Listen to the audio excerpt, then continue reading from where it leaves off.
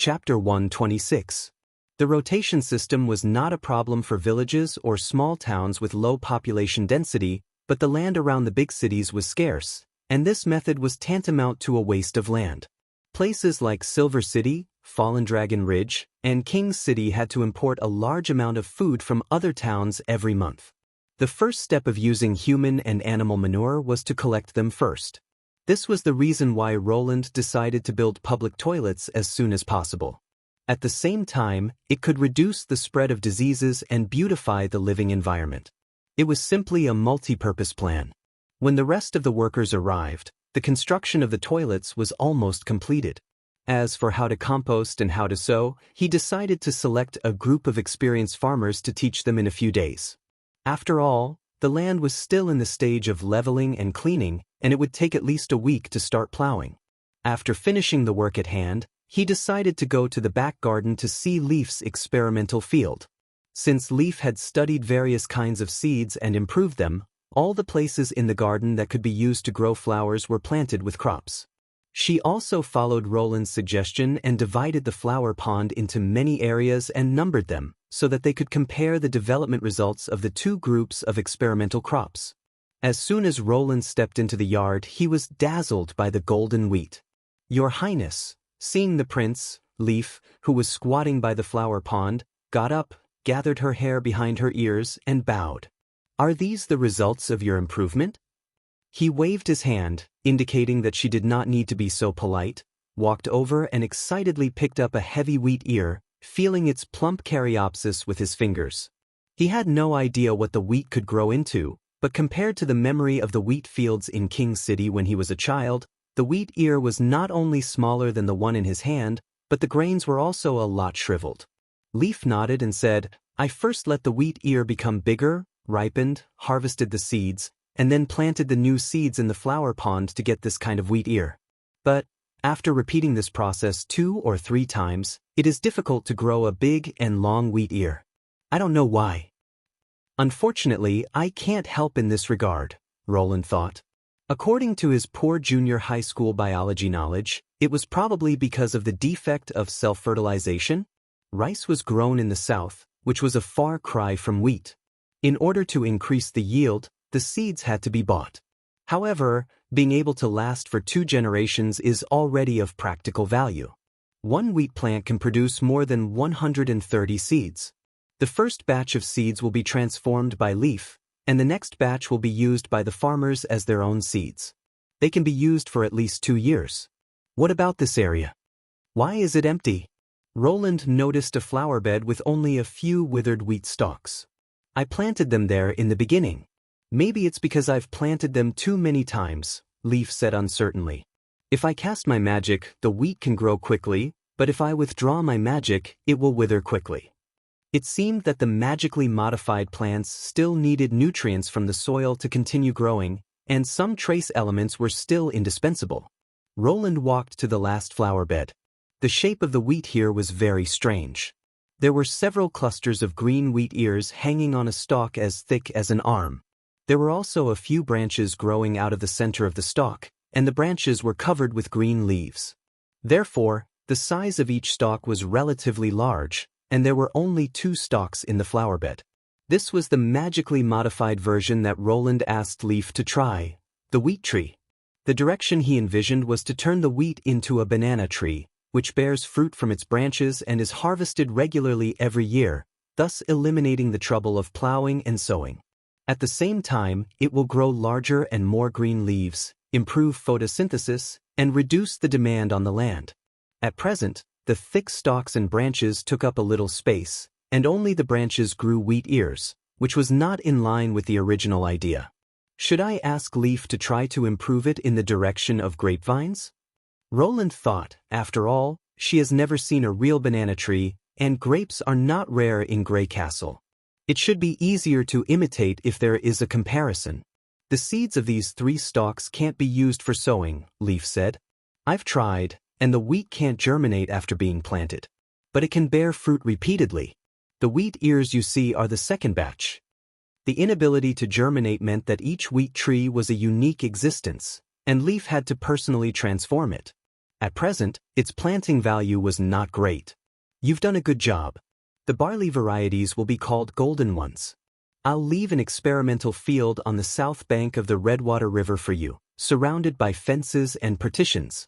You should accelerate the ripening of a batch of golden ones as soon as possible for this year's spring plowing and sowing. Roland ordered. As for the garden, continue to use it to improve new varieties.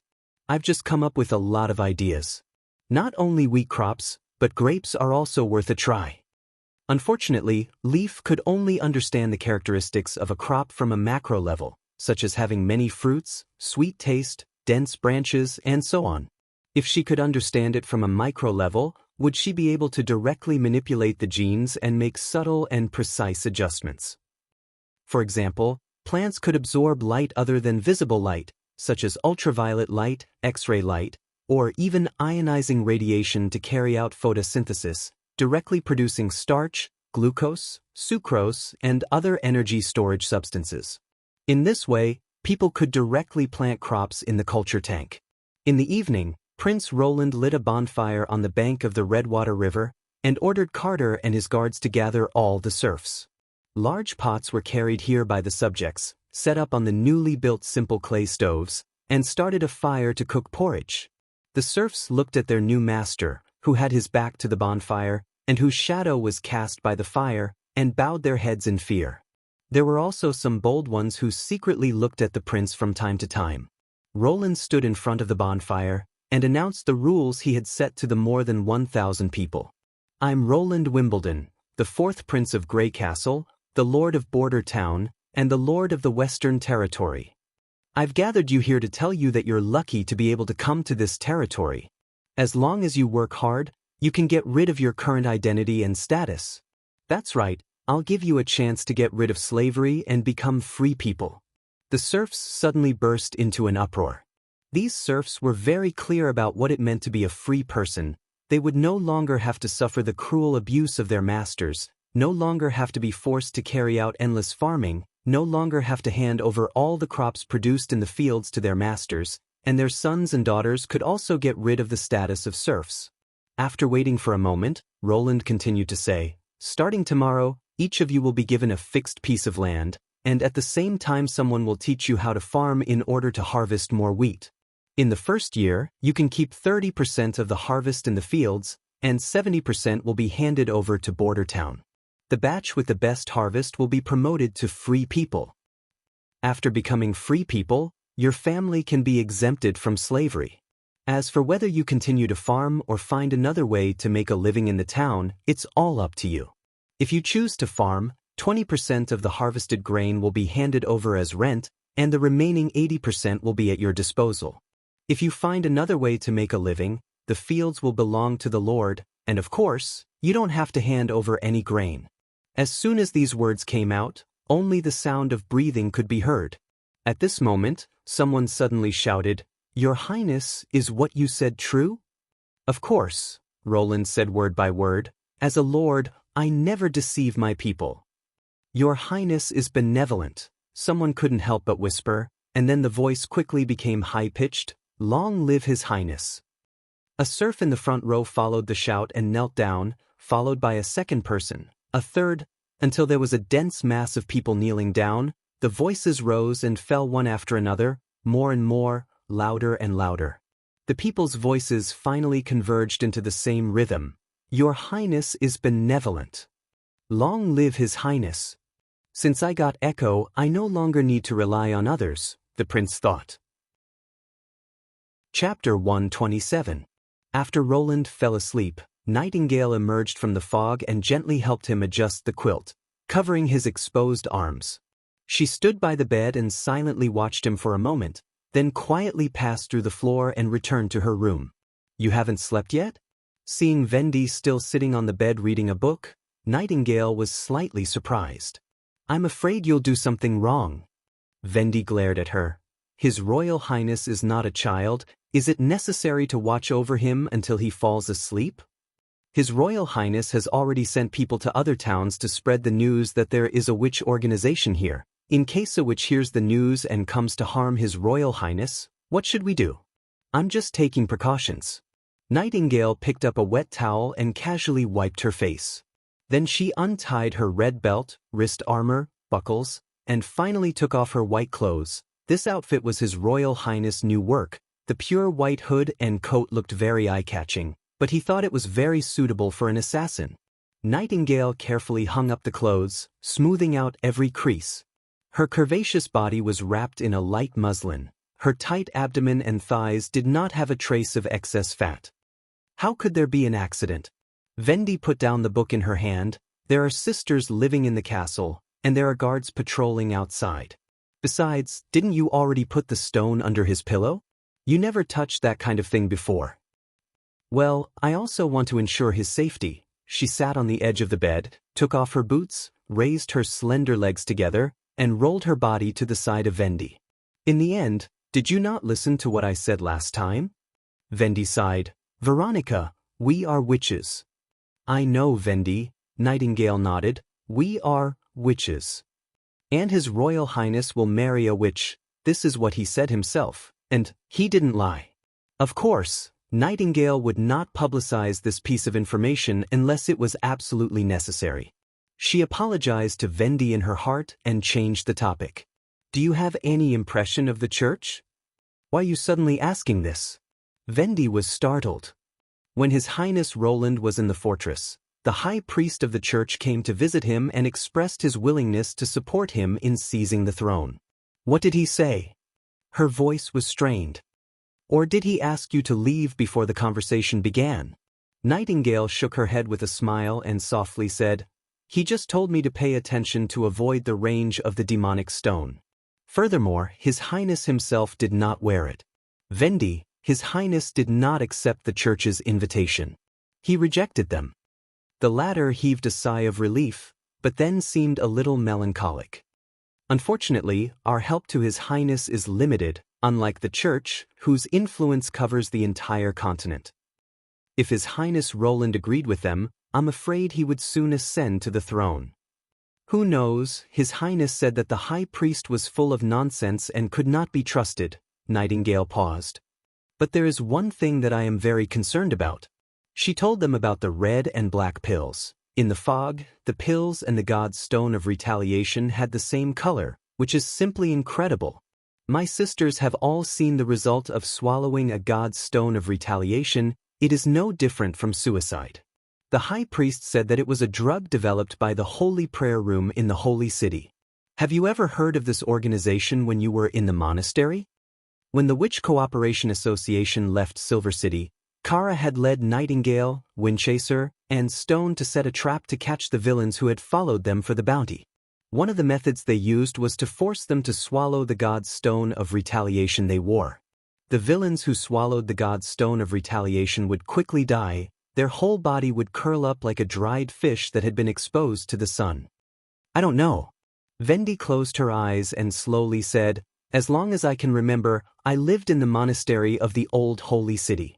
There were high walls on all sides, and I couldn't see anything except the sky.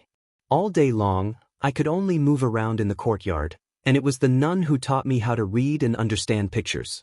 I still remember her name, Farian. One of the books she read to us was dedicated to the old holy city.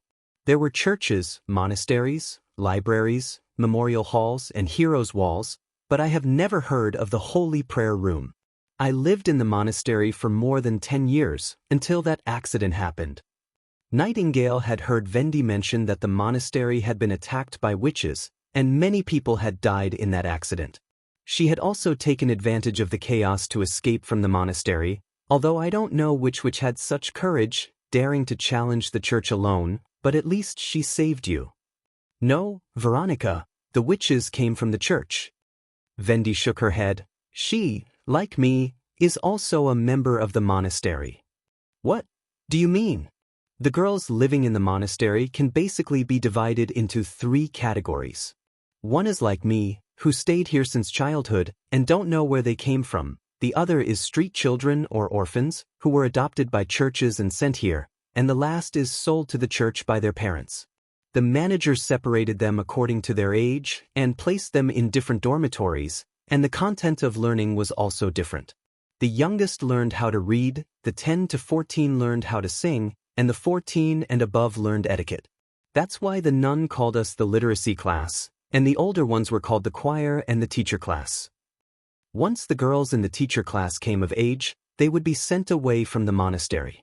This was the first time she heard Vendi talk about these things. She had never heard of her experience in the monastery before.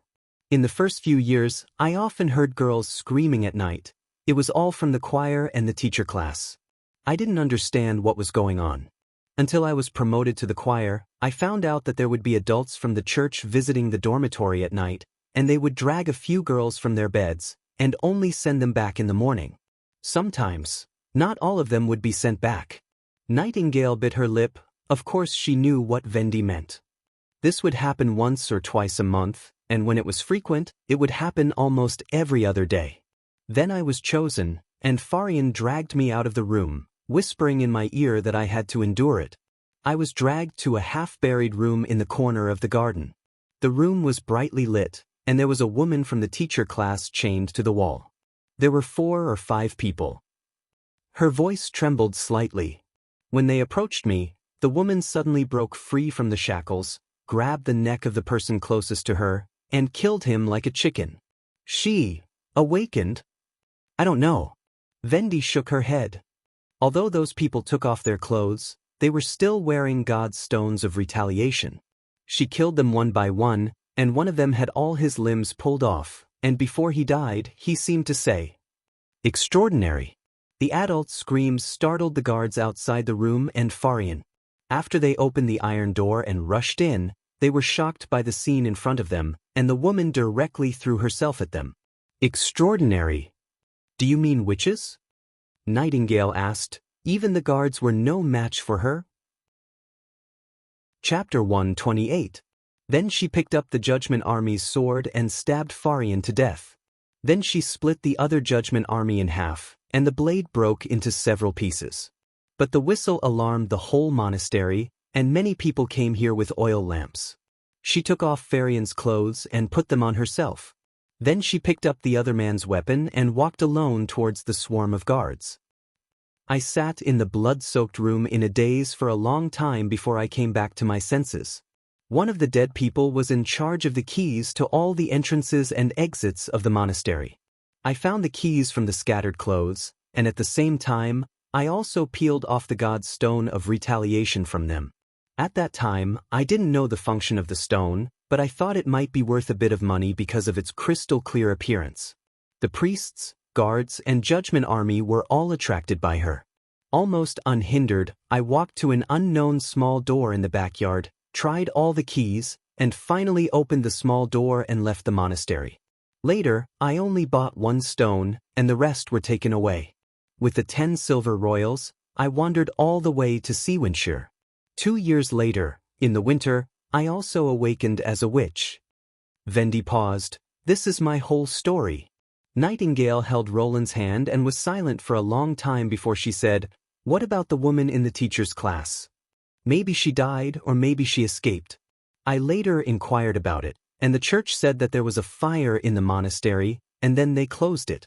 No one knew, and no one cared where the girls went. They are all abandoned people. Nightingale sighed and held Vendi in her arms. Now you have us. Go to sleep, Vendi. After a long time, she softly answered, "Okay." The next day, when Roland yawned and stepped into the office, he saw Nightingale sitting at the table, waiting for him with a serious face. "Well, what happened?" "Have you heard of Extraordinaires?" she asked in a low voice. Seeing the prince shake his head, Nightingale repeated the story that Vendi had told her last night. If it wasn't for her awakening, it's hard for me to imagine that a minor girl could easily kill a fully armed Judgment Army. A witch who is not restricted by the God's stone of retaliation. Roland pondered for a moment after listening to her story, and then remembered the classification of witches' abilities. Is she a self-strengthening witch? What type? Roland took out a piece of paper from the drawer and handed it to her. I've made a basic classification based on the way you use your magic power. Self-strengthening witches were constantly consuming magic power to transform themselves, and this transformation was not affected by the God's stone of retaliation. Although the physical qualities of the average, which would also be improved due to the capacity of magic, the enhancement witches were more prominent. If I'm not mistaken, Scroll is also an extraordinary in the eyes of the church. Scroll. Nightingale was startled. But she's not good at fighting, right? Roland said with a smile. This classification is not based on the strength of a witch, and it's not necessarily completely correct. It's just my personal opinion and speculation. A strengthening which can indeed cause a lot of trouble for the church.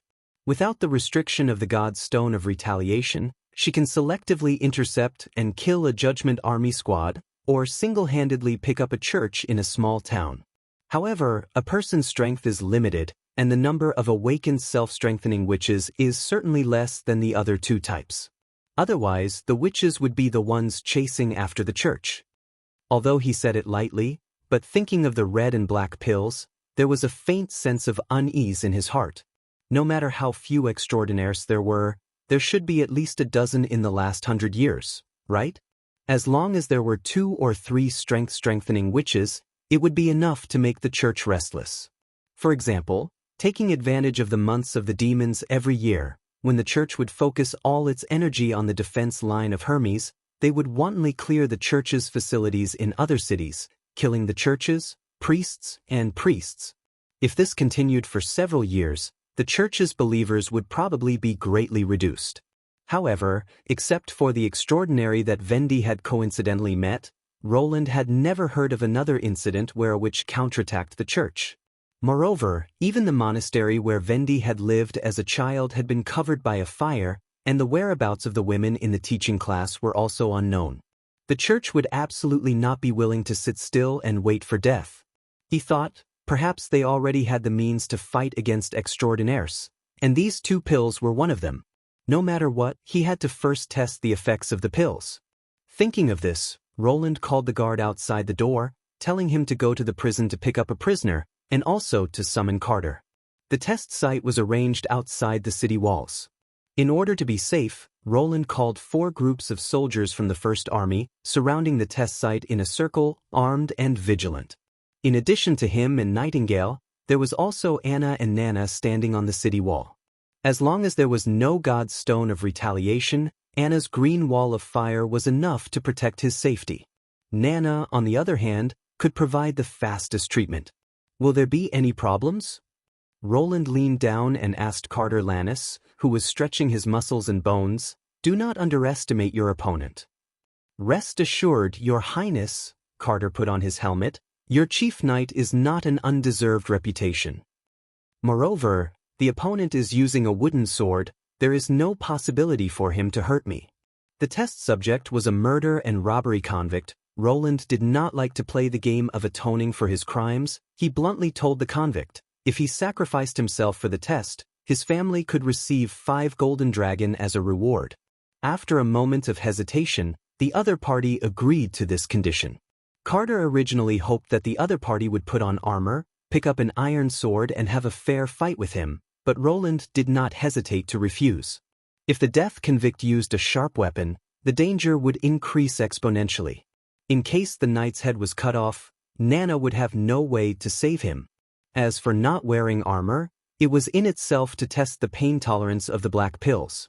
After the convict took the 2 pills, the expression on his face quickly changed. The blue veins on his forehead and arms bulged, his skin turned deep red, and his breathing became rapid.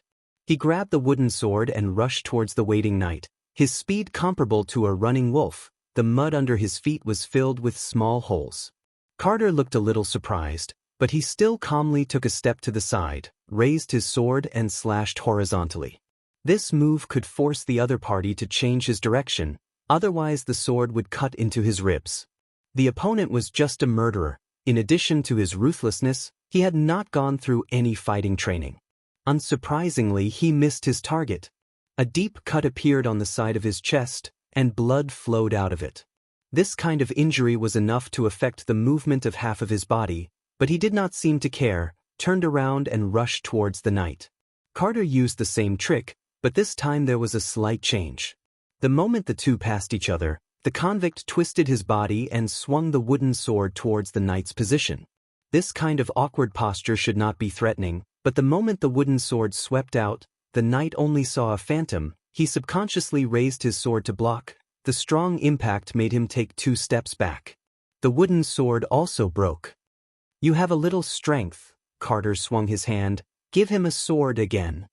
The convict did not take the wooden sword thrown by the soldier, but suddenly turned around and rushed towards the direction of the concealing forest. In the blink of an eye, his speed reached a level that ordinary people could not reach. Like a galloping wild horse, his hands crossed in front of his body and directly hit a soldier who was about to raise his gun to open fire. The latter let out a miserable scream. The body was hit and flew into the air. At this time, the other soldiers had already pulled the trigger. A few spots of blood appeared on the convict's back, but his speed did not decrease. He quickly rushed out of the encirclement. In a few breaths he had already run more than 10 meters. "Don't let him run," Carter shouted. "Get my horse." Before the knight could turn over and mount the horse, the convict suddenly shook, looked at his abdomen in disbelief. A diagonal across the abdominal cavity opened up, and hot intestines rolled out. Chapter 129. The wounded soldier was quickly healed by Nana. She was very good at healing broken bones. After Roland ordered the first army to return to the camp, there were only the chief knight, the witches, and a few guards left. With a gloomy face, he walked to the corpse and directed Carter to cut open the wound on his back. The bloody hole was about 1.5 feet deep. After cutting open the lead pellet, it was found that the wound was basically no different from that of an ordinary person. "What do you think?" he asked Carter. Carter also looked a little annoyed, probably because he did not expect to be fooled by a person who had never received sword training. "He only has strength and speed.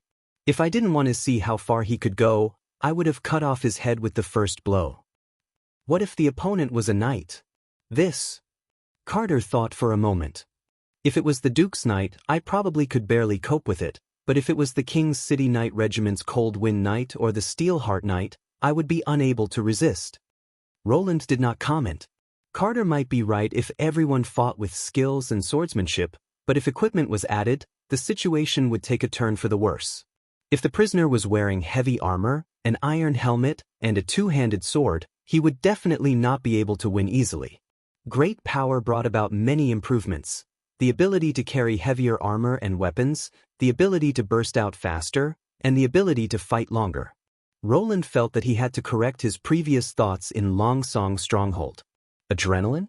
No, this thing was much more terrible than adrenaline. Hormones could at most stimulate the human body's potential, but the red pill had obviously made the prisoner break through his own limits. In particular, the speed and momentum he showed when he ran was almost comparable to a heavy cavalry. The effect of the black pill was also amazing. The horizontal slashes and close-range gunshots that almost broke his ribs could not stop him. If it was an ordinary person, he would have long lost the ability to fight because of the pain. A civilian with abnormal strength who was not afraid of pain was already so strong. What about a group of well-trained soldiers? Thinking of what the high priest said, Roland could not help but frown. "Your Highness," Nightingale said, "look at his skin." The skin of the prisoner's hand had become gray after the initial red color faded, and a lot of wrinkles appeared, like a snake shedding its skin. Roland poked it with the hilt of his sword and found that it was no longer solid muscle, but empty. After cutting it open, he found that all the subcutaneous fat had turned into mucus and the muscles had shrunk. This phenomenon is the same as after swallowing the god's stone of retaliation. She looked at the prince. The pill indeed contains stone components. But swallowing the stone alone won't have the effect of increasing strength, Roland thought. How on earth did they make such an unscientific thing? The pill seemed to have strong side effects, and it was unclear whether the side effects were permanent or reversible. Roland was more inclined to the former. If it was the latter, this drug, which was similar to the combination of morphine and epinephrine, could be called a miracle drug of war. As long as it was taken in batches according to the recovery time, it would not be surprising if the church used it to conquer the world. Even if it only lasted for a short time and had side effects, it was enough to make him vigilant, Roland thought. If the church turns to support Timothy or Garcia, I may have to face an army of drug addicts. What made him more uneasy was that the church was willing to sell this thing. Didn't they consider that after the unification of Grey Castle, the new king would use the pill to bite them? Grey Castle can recruit more cannon fodder than the new and old holy cities. If they fight, the army of judges will be consumed little by little. Unless they have a stronger card in their hand and don't care about such a thing. Roland sighed. He had planned to attack Longsong's stronghold to solve the problem of insufficient population and funds, and then focus on education, production, and agriculture. He wanted to expand Border Town into a city in a short time. As for the research of weapons, he had to put it aside for the time being. But now it seemed that the construction of the army could not be put aside. The first army had to expand, the production of flintlocks had to continue, and the research of new weapons had to be put on the agenda as soon as possible, such as the breech-loading gun and the fixed bullet. The mechanical principle of the breech-loading gun was not difficult. The fixed bullet could be made of paper, or it could be made of copper. The only thing Roland had no clue about was the primer for the fixed bullet. He only knew that it was called mercury fulminate. According to the literal meaning, the raw materials must be nitric acid and mercury. As for whether it needed to be mixed with other things, he could not remember at the moment. And in his impression, the production of this thing had high humidity and temperature requirements, so it was relatively dangerous. If he was not careful, his own fingers would explode into the sky. After thinking about it, he decided to spend a lot of money to recruit a group of alchemists. He would build a laboratory in the corner of the town and let them figure it out themselves. After dinner, Roland called Anna and Scroll into his office. Now that Border Town's financial purse was full, he would soon invest half of his assets into compulsory education, which was a big waste of money and a slow return. The industrial society needed quality workers with basic cultural qualities, not illiterates with brute force. If universal education was not in place, the demographic dividend would only become a burden to the population. In view of this, he planned to take some time out every night to come out and give lessons. By the time Scroll mastered the basic knowledge of natural science, the town would almost be able to complete the first batch of literacy tasks. Scroll would be the future education pioneer and all-around teacher, so Roland naturally had to teach her everything he had learned in his life. And asking Anna to come together was out of his preference. Anna did not have the ability to remember everything she saw, but her desire for knowledge and her willingness to learn were the strongest among all the witches. He could often see her rummaging through his bookcase. After half a year, she had probably gone through all the few books he had. In addition, her speed of accepting new things and her logical thinking were also rare in this era. After taking the elementary mathematics and physics textbooks that Scroll had transformed into, he began to talk about today's teaching content. From the beginning of addition, subtraction, multiplication, and division to slightly more complex equation calculations, Anna's ability to understand was obviously better than Scroll's. When it came to physics, Scroll would almost always memorize everything Roland said and then slowly understand it. And Anna could also ask a few questions from time to time. For example, what did the elementary particles look like? Why did the elementary particles make up different shapes? And so on. Some of the questions Roland could answer, but some he could not answer himself. For example, what was magic power? He had to talk about the conjecture he had thought about before, saying that magic power might be a kind of energy, similar to electricity and heat, and that currently only witches could use it. He did not rule out the possibility that ordinary people would be able to store and use magic power in some way in the future. Anna showed a thoughtful expression. Time always flies when it comes to teaching women, especially those with outstanding bearing. Unknowingly, the candles had been changed twice, and the new one was about to end. Suddenly, Roland heard a subtle sound. Nightingale was lying on the sofa and had unknowingly fallen asleep. Perhaps such a lesson was like a lullaby to her. The fog was lifted, and her completely ungraceful sleeping posture was exposed in front of the three.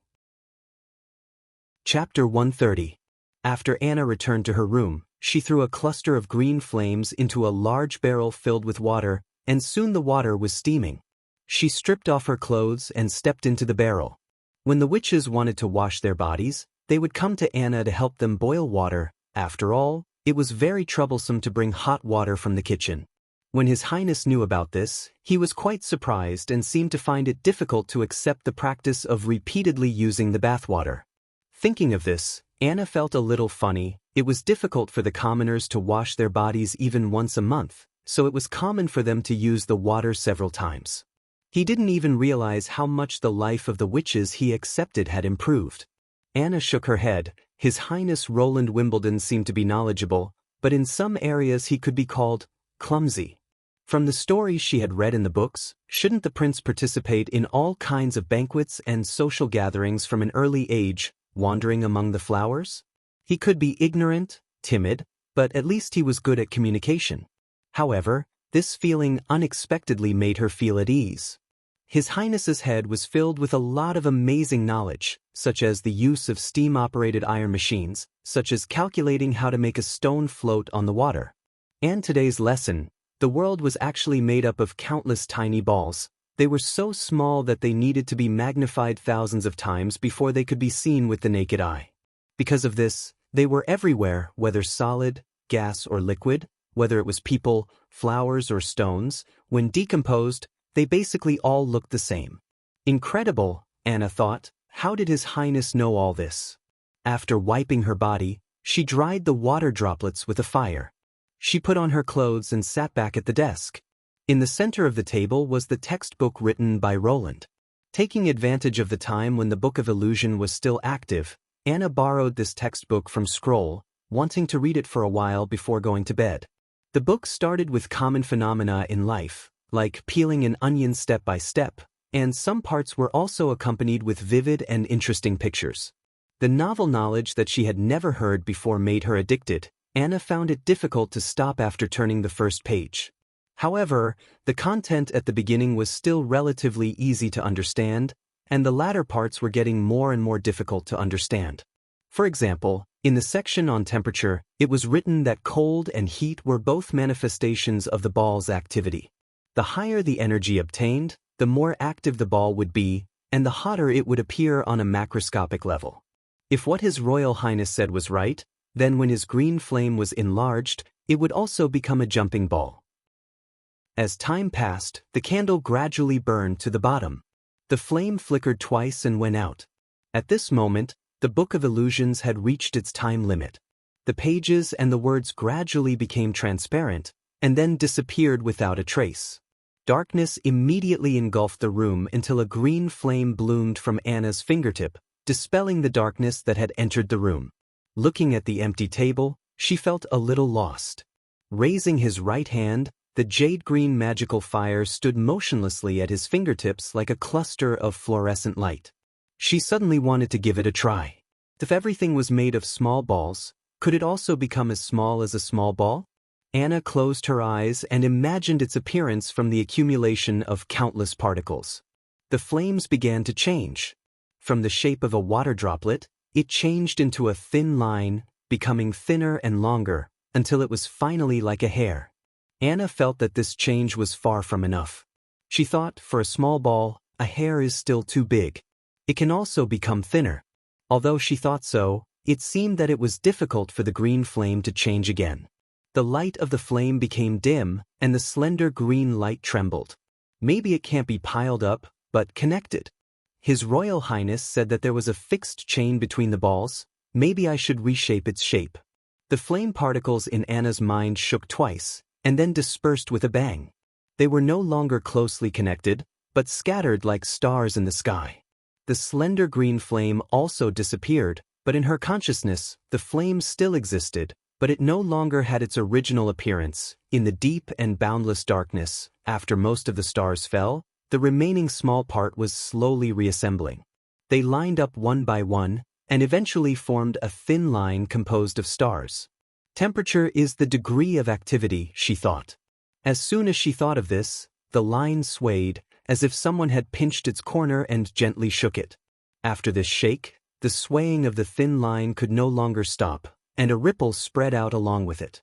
Her world seemed to be filled with ripples. There was no longer a clear outline between things, and they were jumping with joy along with this ripple.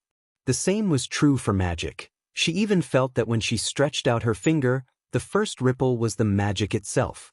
She opened her eyes, and everything was calm again. The green flame had disappeared, and when her eyes adapted to the darkness of the room, the desk, the wardrobe, the candlestick, all the furnishings in the room appeared from the shadows. The light blue moonlight shone through the window on the floor, reflecting a small piece of gray. Everything looked the same as usual, there was no change. But in her eyes, the world had become completely different. A black filament appeared in the air. Anna knew that it was not really seen, but from her own perception. She took out an iron ingot from under the table and placed it in front of her. The black filament wrapped around the iron ingot according to her will, and then quickly closed. Like a hot knife cutting butter, the filament was easily inserted into the iron ingot. Under Anna's will, the high temperature produced by this filament was several times higher than the green flame, but it was limited to a very narrow range. The iron ingot quickly broke into 2 pieces. She picked up one half and saw that the cut was smooth, and when she touched it, she could still feel a slight residual heat. Then she stood up the iron ingot, let the black filament stand at the top, and then split it into a flat filament, perpendicular to each other. This was the mathematical knowledge taught by His Highness in the class. With a point as the center, with a taut line around the center, an accurate circle could be drawn. The area of the circle was equal to the length of the line multiplied by itself, and then multiplied by a fixed constant. Anna controlled the horizontal end of the filament to bend downward at a right angle, and then it went through the iron ingot to the table. Then she let it gently rotate around the center of the black line. Compared to before, where she could only adjust the shape or temperature of the green flame, the black flame composed of particles could not only change into any shape, but the temperature of each part could also be controlled separately. After a rotation, a standard cylinder was cut into shape. Chapter 131. At dawn, Roland was pulled out of bed by Nightingale. He remembered that the last time something like this had happened was when Nana's identity as a witch had been discovered by Sir Pine. "What's going on? Has a new witch been discovered in the town?" he asked, rubbing his eyes. "No, Your Highness." Nightingale shouted with an excited face. Anna's ability has changed again." Again? Roland had not completely woken up from his drowsiness. "Isn't she already an adult?" "It's another change after becoming an adult. I have never seen such an amazing form of magic. It's almost like an entity." Nightingale brought a wash basin. "Scroll and Vendy have also never heard of such a thing. You quickly go and have a look. Everyone is waiting for you in the office." Roland casually washed his face, put on his clothes, and followed Nightingale to the second floor. When he entered the office, the 11 witches immediately focused their eyes on him. Among them, Anna's eyes were a little swollen, as if she had not slept all night. "Who can tell me what happened?" The first to speak was Nightingale. "This morning when I walked through Anna's room, I saw her sleeping in front of the table. There was a pile of iron lumps on the table. I was going to wake her up, but when I got closer, I found that the magic in her body had become—" She paused for a moment, as if she was thinking of how to describe it. "It had become a fixed shape, like a constantly rotating square." "A square?" Roland walked in front of Anna and carefully looked at her. Apart from her slightly tired spirit, he could not see any other differences. Then he noticed a cylinder on the table. It seemed to be made of pig iron, with a gray smooth surface and a neat cut at the top, making him think that he was seeing things. "This is—" "Anna did it," Nightingale said. "With her new ability. After a witch awakens, her body will gather magic power. At first, it will be as thin as mist, but after a few years, it will slowly turn into a group of different colors. For example, Vendy's magic power is white, Leaf's is green. Anna's magic power used to be very large, but after she became an adult, her magic power condensed a lot, turning it dark green.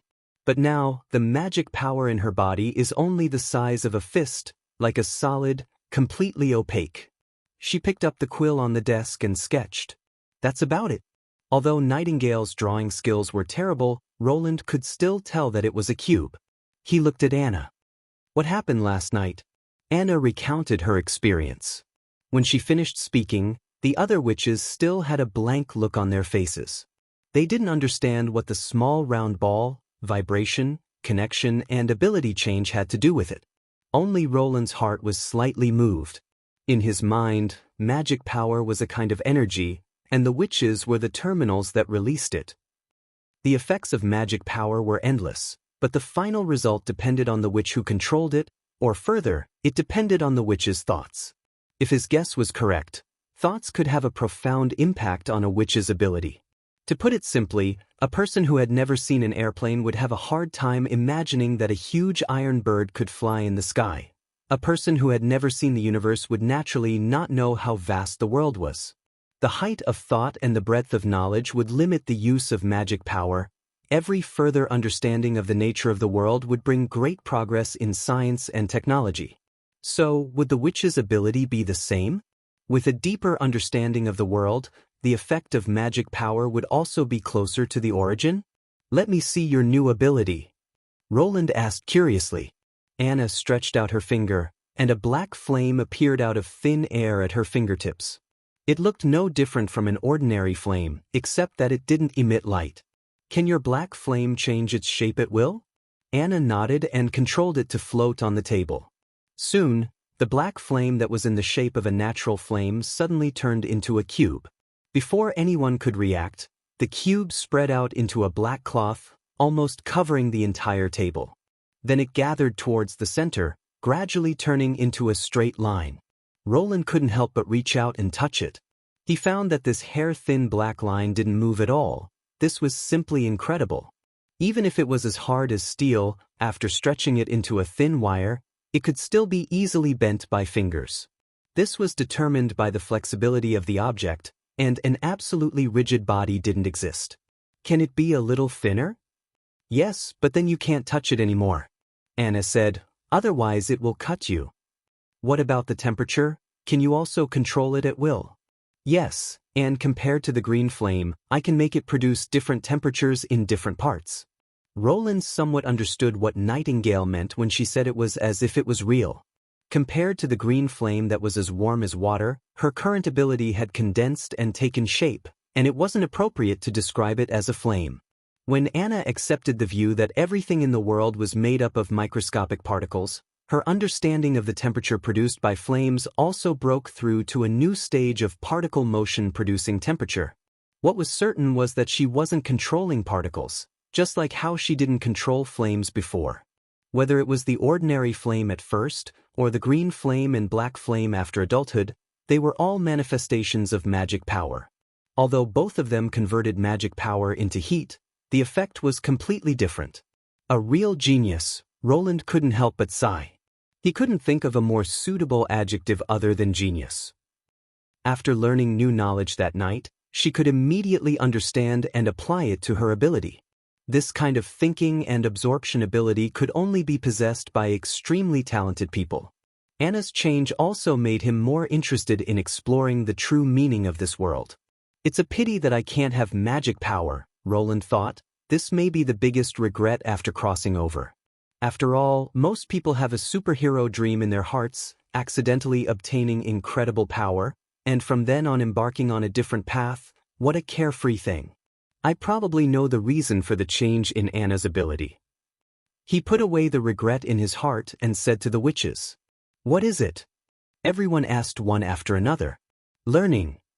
"Learning?" Scroll murmured. "Do you mean yesterday's teaching?" "Exactly," Roland stated his conjecture succinctly. "Knowledge will help you improve your abilities and even bring about leaps and bounds in your abilities." "Can I also?" Mystery Moon asked timidly. "Of course," Roland patted her on the shoulder. "If it weren't for the limited number of steam engines and the lack of rubber to make wires, the strong magnets she enchanted would have come in handy." Originally, the purpose of Roland's class was to pass on the knowledge he had learned to scroll, to prevent himself from forgetting more and more. Now that he accidentally discovered that learning knowledge could also have the effect of increasing their ability, it became a very necessary thing to give all witches a class together. Of course, he also understood that not everyone had an outstanding talent like Anna. Like Nightingale, who could fall asleep while listening to the class, he didn't have any hope for her. From remembering to understanding, and from understanding to using, there were many gaps between them. In the end, how many people would be able to use the knowledge they had learned to their ability, he didn't know. You didn't sleep well last night, Roland said to Anna. Go and catch up on your sleep. I'll test your new ability in 2 days. Okay, Anna nodded seriously. Chapter 132.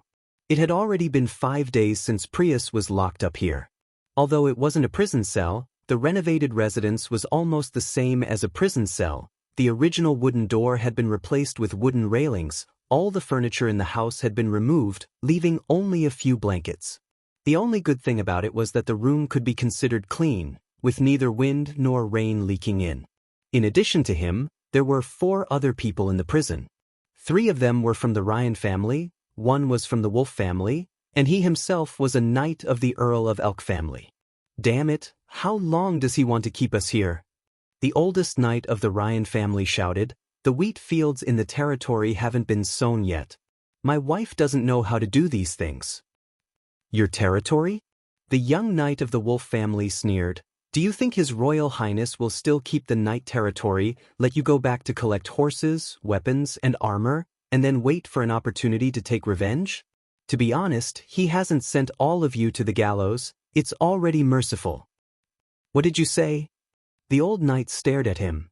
I'm just telling the truth, the young knight said indifferently. The Duke is the #1 criminal who planned and carried out the rebellion. If he didn't clean up his elite knight regiment, would he leave them to his son? As for us, we were naturally forced to go to the battlefield by the Duke's threat. I think you're bringing about your own destruction. He walked over and picked up the young man, his right hand clenched into a fist, and when he was about to hit him, a hand stretched out from behind and firmly grabbed him. Stop, Harlan. Do you want to attract the guards? A handsome knight pressed his fist down. He's right, we are knight under the Duke's command. When convicted, we will inevitably receive a heavy sentence. Since we've reached this step, we just need to wait for the result. Look at the people of the Elk family, and then look at you now. Where's your noble demeanor? He was the Star Knight of Longsong Stronghold, Philin Schilt, nicknamed the Light of Dawn, who had charmed many noble young ladies. In the end, he actually married a commoner woman as his wife. This matter could be considered to have caused quite a stir at that time. Seeing that he was mentioned, Prius could no longer remain silent and said to the 3 who were arguing, I don't know if we can keep the territory, but at least His Royal Highness won't take your lives. Oh, but killing you in the stronghold would at least serve as a deterrent. Who are we going to kill you for after spending so much effort to bring you here? His subjects? Prius shook his head. The Knight Regiment hasn't even taken a single step into Border Town. The townsfolk naturally wouldn't hate them if they didn't rush in to burn, kill, and loot. Therefore, to the prince, it was better to kill the nobles in the stronghold than to let the townsfolk see. If they didn't kill in the stronghold, their lives would be saved. Philin thought about it and nodded. That makes sense. May I ask your name is? Prius Dessau. Thank you for your comfort, Sir Dessau. Philin gave him a grateful look and pulled Halon back to sit in the corner. The young man also sat down, leaning against the wall and humming a song. He really isn't afraid, Prius thought, and his own calm is just a facade. Prius knew that he really wasn't cut out to be a knight.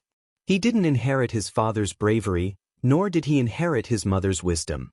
Compared to wielding a sword, he preferred to take care of his own small territory. Raising chickens and ducks, fishing by the pond and so on. He had no choice but to fight for the Earl of Elk family, let alone kill people. He didn't even like to participate in hunting. So when they charged, Prius tried to rush to the back, but he didn't expect to survive. Thinking of this, he suddenly felt a little strange. As the Duke's Star Knight, why did Philin Schilt also survive? Shouldn't he be the first to rush? His Royal Highness wants to see you, the guard suddenly shouted from the door. Sirius Daly, you come out first. The young knight jumped up, waved to the crowd and walked out of the cell. Hey, what about us? Halon chased to the door, but was forced back by the guard's short stick. After locking the cell door, the guard said in a cold voice, Don't worry, it will be your turn. Knowing that the trial was coming, Prius became more and more nervous. Damn it, when there was no result, I always looked forward to this day, but now that the result is coming, I'm afraid. He thought angrily. But his body still couldn't help but tremble. Every few breaths he wanted to look up at the door. Just like when a child was about to be born for the first time, the feelings of hope and panic coexisted. Fortunately, the waiting time was not long. About half an hour later, the guard in charge of the escort came again. "Prius Dessau, it's your turn." He stood up in a panic, but his feet accidentally tripped on the rolled-up blanket on the ground. Fortunately, Philin's eyes and hands were quick. He stepped forward and supported him. "Thank you." He felt his throat was dry. "It's nothing." The guard's voice was gentle and powerful, making Prius's nervous mood ease a lot. He nodded to Philin and followed the guard out of the cell. The one leading the way was a young man, about 17 years old, wearing dark brown leather armor and boots, holding a short stick in his hands. "Don't you need to tie my hands?" Prius asked. "You've been searched before you were locked up. Without a weapon, what can you do?" "Where are you taking me?" "His Royal Highness Castle." "What about the man before?" "The knight called Sirius, what happened to him?" The other side shrugged, not answering. "Well, maybe he doesn't know, maybe he doesn't want to tell me." Prius closed his mouth. This escort gave him a very strange feeling. He dressed and looked like an ordinary civilian, but when he spoke to the knight, he didn't show the slightest fear. He didn't even use the most basic honorifics. He didn't seem to know that, in normal times, these people could easily decide his life or death. Prius had seen a lot of commoners who had to struggle for survival. They were dull and indifferent, just like a soulless walking corpse. But in the eyes of this little man, he saw pride and pride. He was obviously a commoner, but he had the same demeanor as a knight who was full of honor. This extreme sense of incongruity made Prius very confused.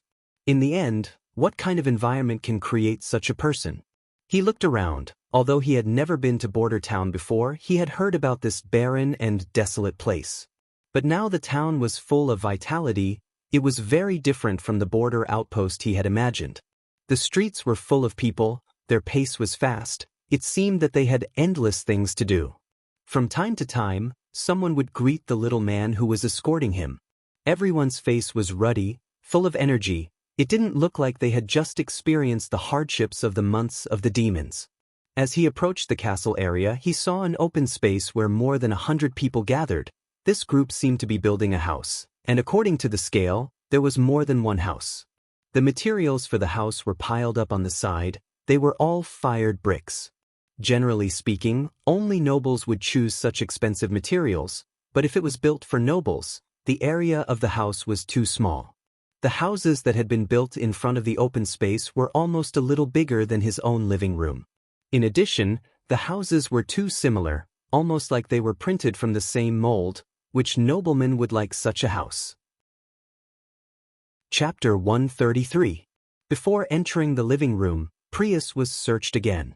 This time, the search was much more detailed. From top to bottom, every place where a knife or dagger could be hidden was searched. Even the soles of his shoes were not spared. Then he saw the people who defeated the Duke's coalition in the hall, the fourth Prince of Greycastle, the Lord of Border Town, and the new ruler of the Western region, Roland Wimbledon. The prince had long gray hair, a symbol of the royal bloodline, and his face looked very young, at most 20 years old. He did not tie his hair, nor did he wear any crown. The fingers holding the quill were slender, and there was no jewelry or ring on his hand, not even a bracelet. This was very rare among the nobles. Prius Dessau, the knight of the Earl of Elk? Roland leaned back in his chair, looking at the list in his hand. "Yes, Your Highness." Prius knelt down on one knee. He still found it hard to believe that such a person, who did not even have a beard on his face, could lead a group of miners and hunters to defeat the Duke of Ryan, who had been entrenched in the western region for a long time. "Can you read? How about reading and writing? Stand up and answer."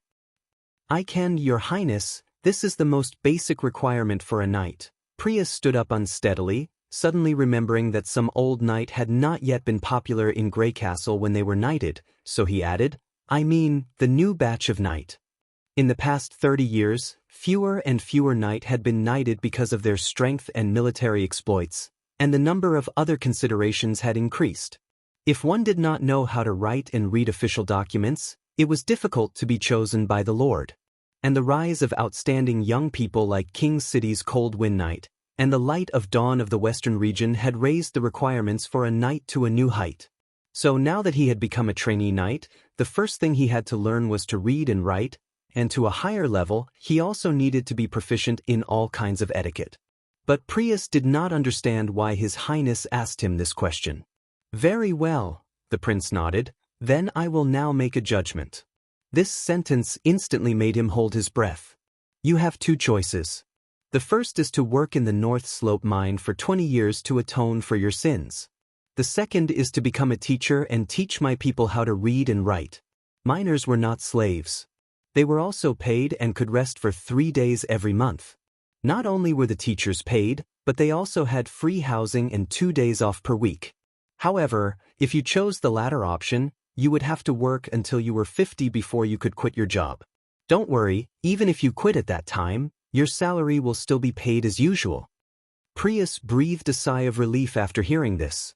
Sure enough, as he had expected, there was no execution or exile. But these two options made him feel puzzled. Miners sounded like coolies, but His Royal Highness said that there was a salary and holidays? Shouldn't a teacher only be someone with profound knowledge be able to take up the position? He only knew how to read and write. Moreover, what did he mean by teaching the people?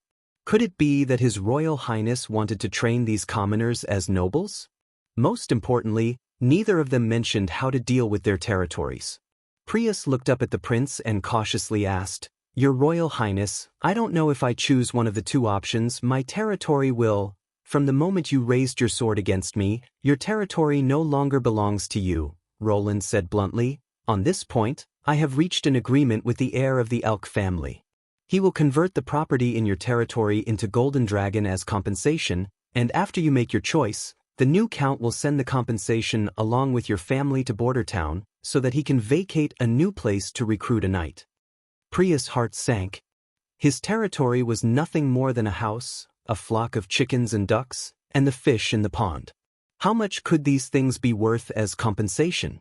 The new count would certainly cut it again.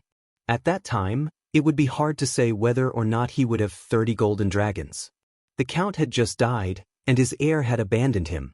This heartlessness made Prius disappointed. As an accomplice of a rebel, this is already a very light sentence. Roland paused for a moment and said, "Besides, what's there to regret about a barren land?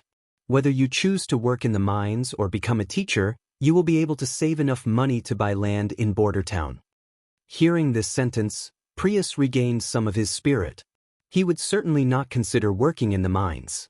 As for the other option, "Your Royal Highness, I don't know how much a teacher's salary is. For a junior teacher, 20 silver royals a month, and 5 more every year until the age of 50. After the age of 50, the salary will be calculated according to the maximum value. By the way, this right cannot be inherited, nor can it be transferred." Prius calculated a little in his mind and found that he would have an income of nearly 3 golden dragons a year.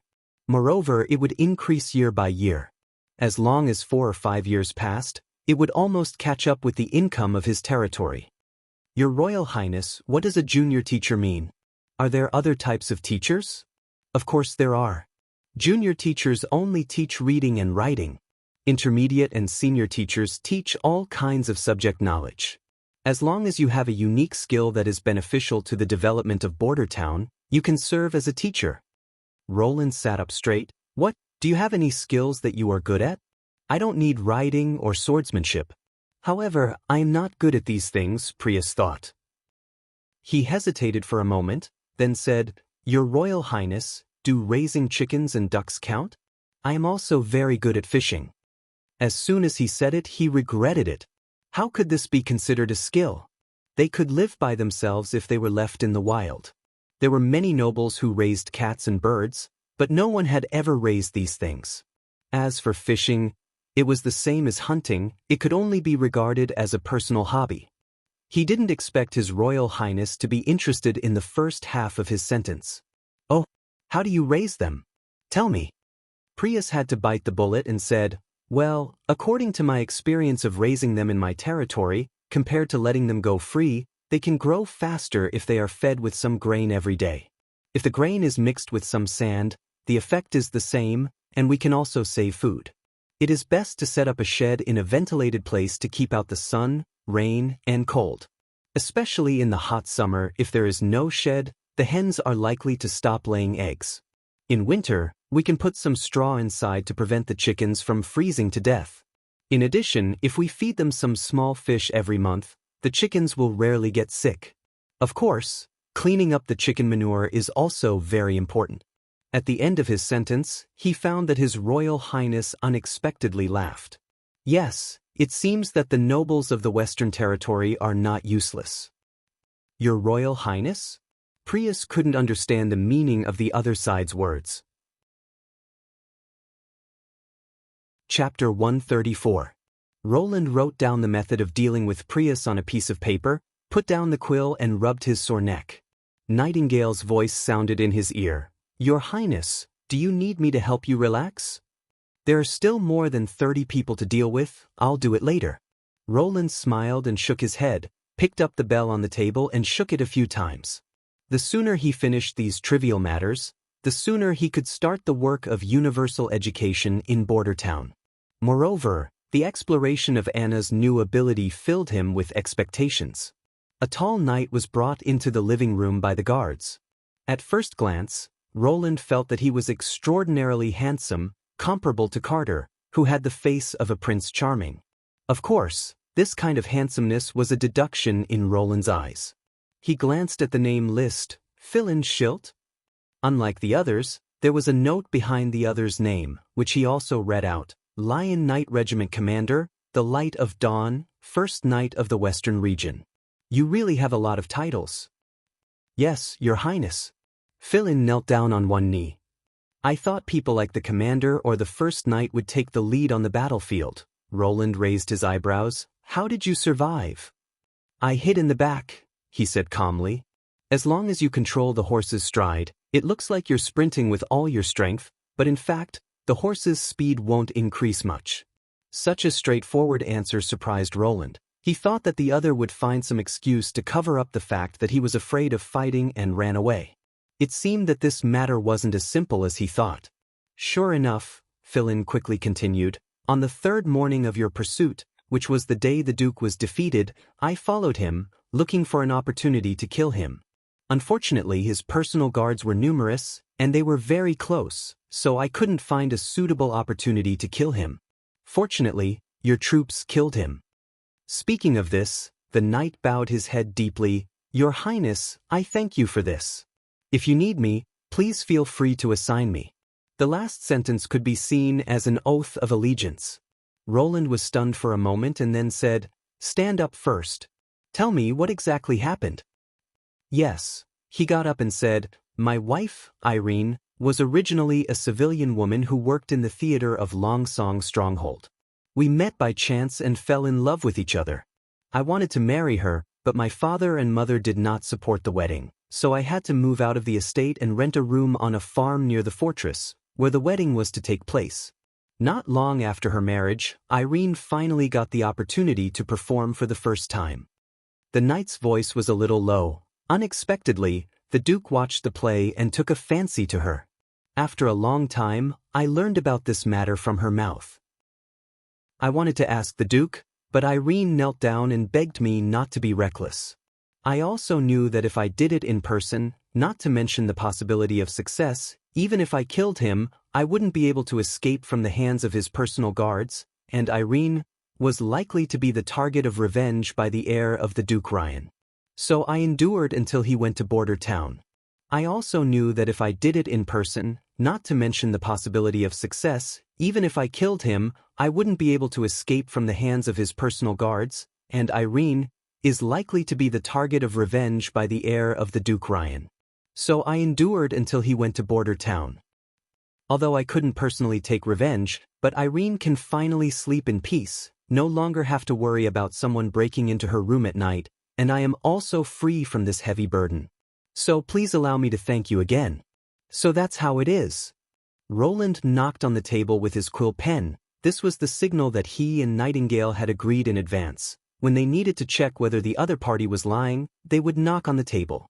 Soon he felt Nightingale's fingers pinching his left shoulder blade, which meant that what she said was true, but this pinch was a little forceful, which made Roland grin.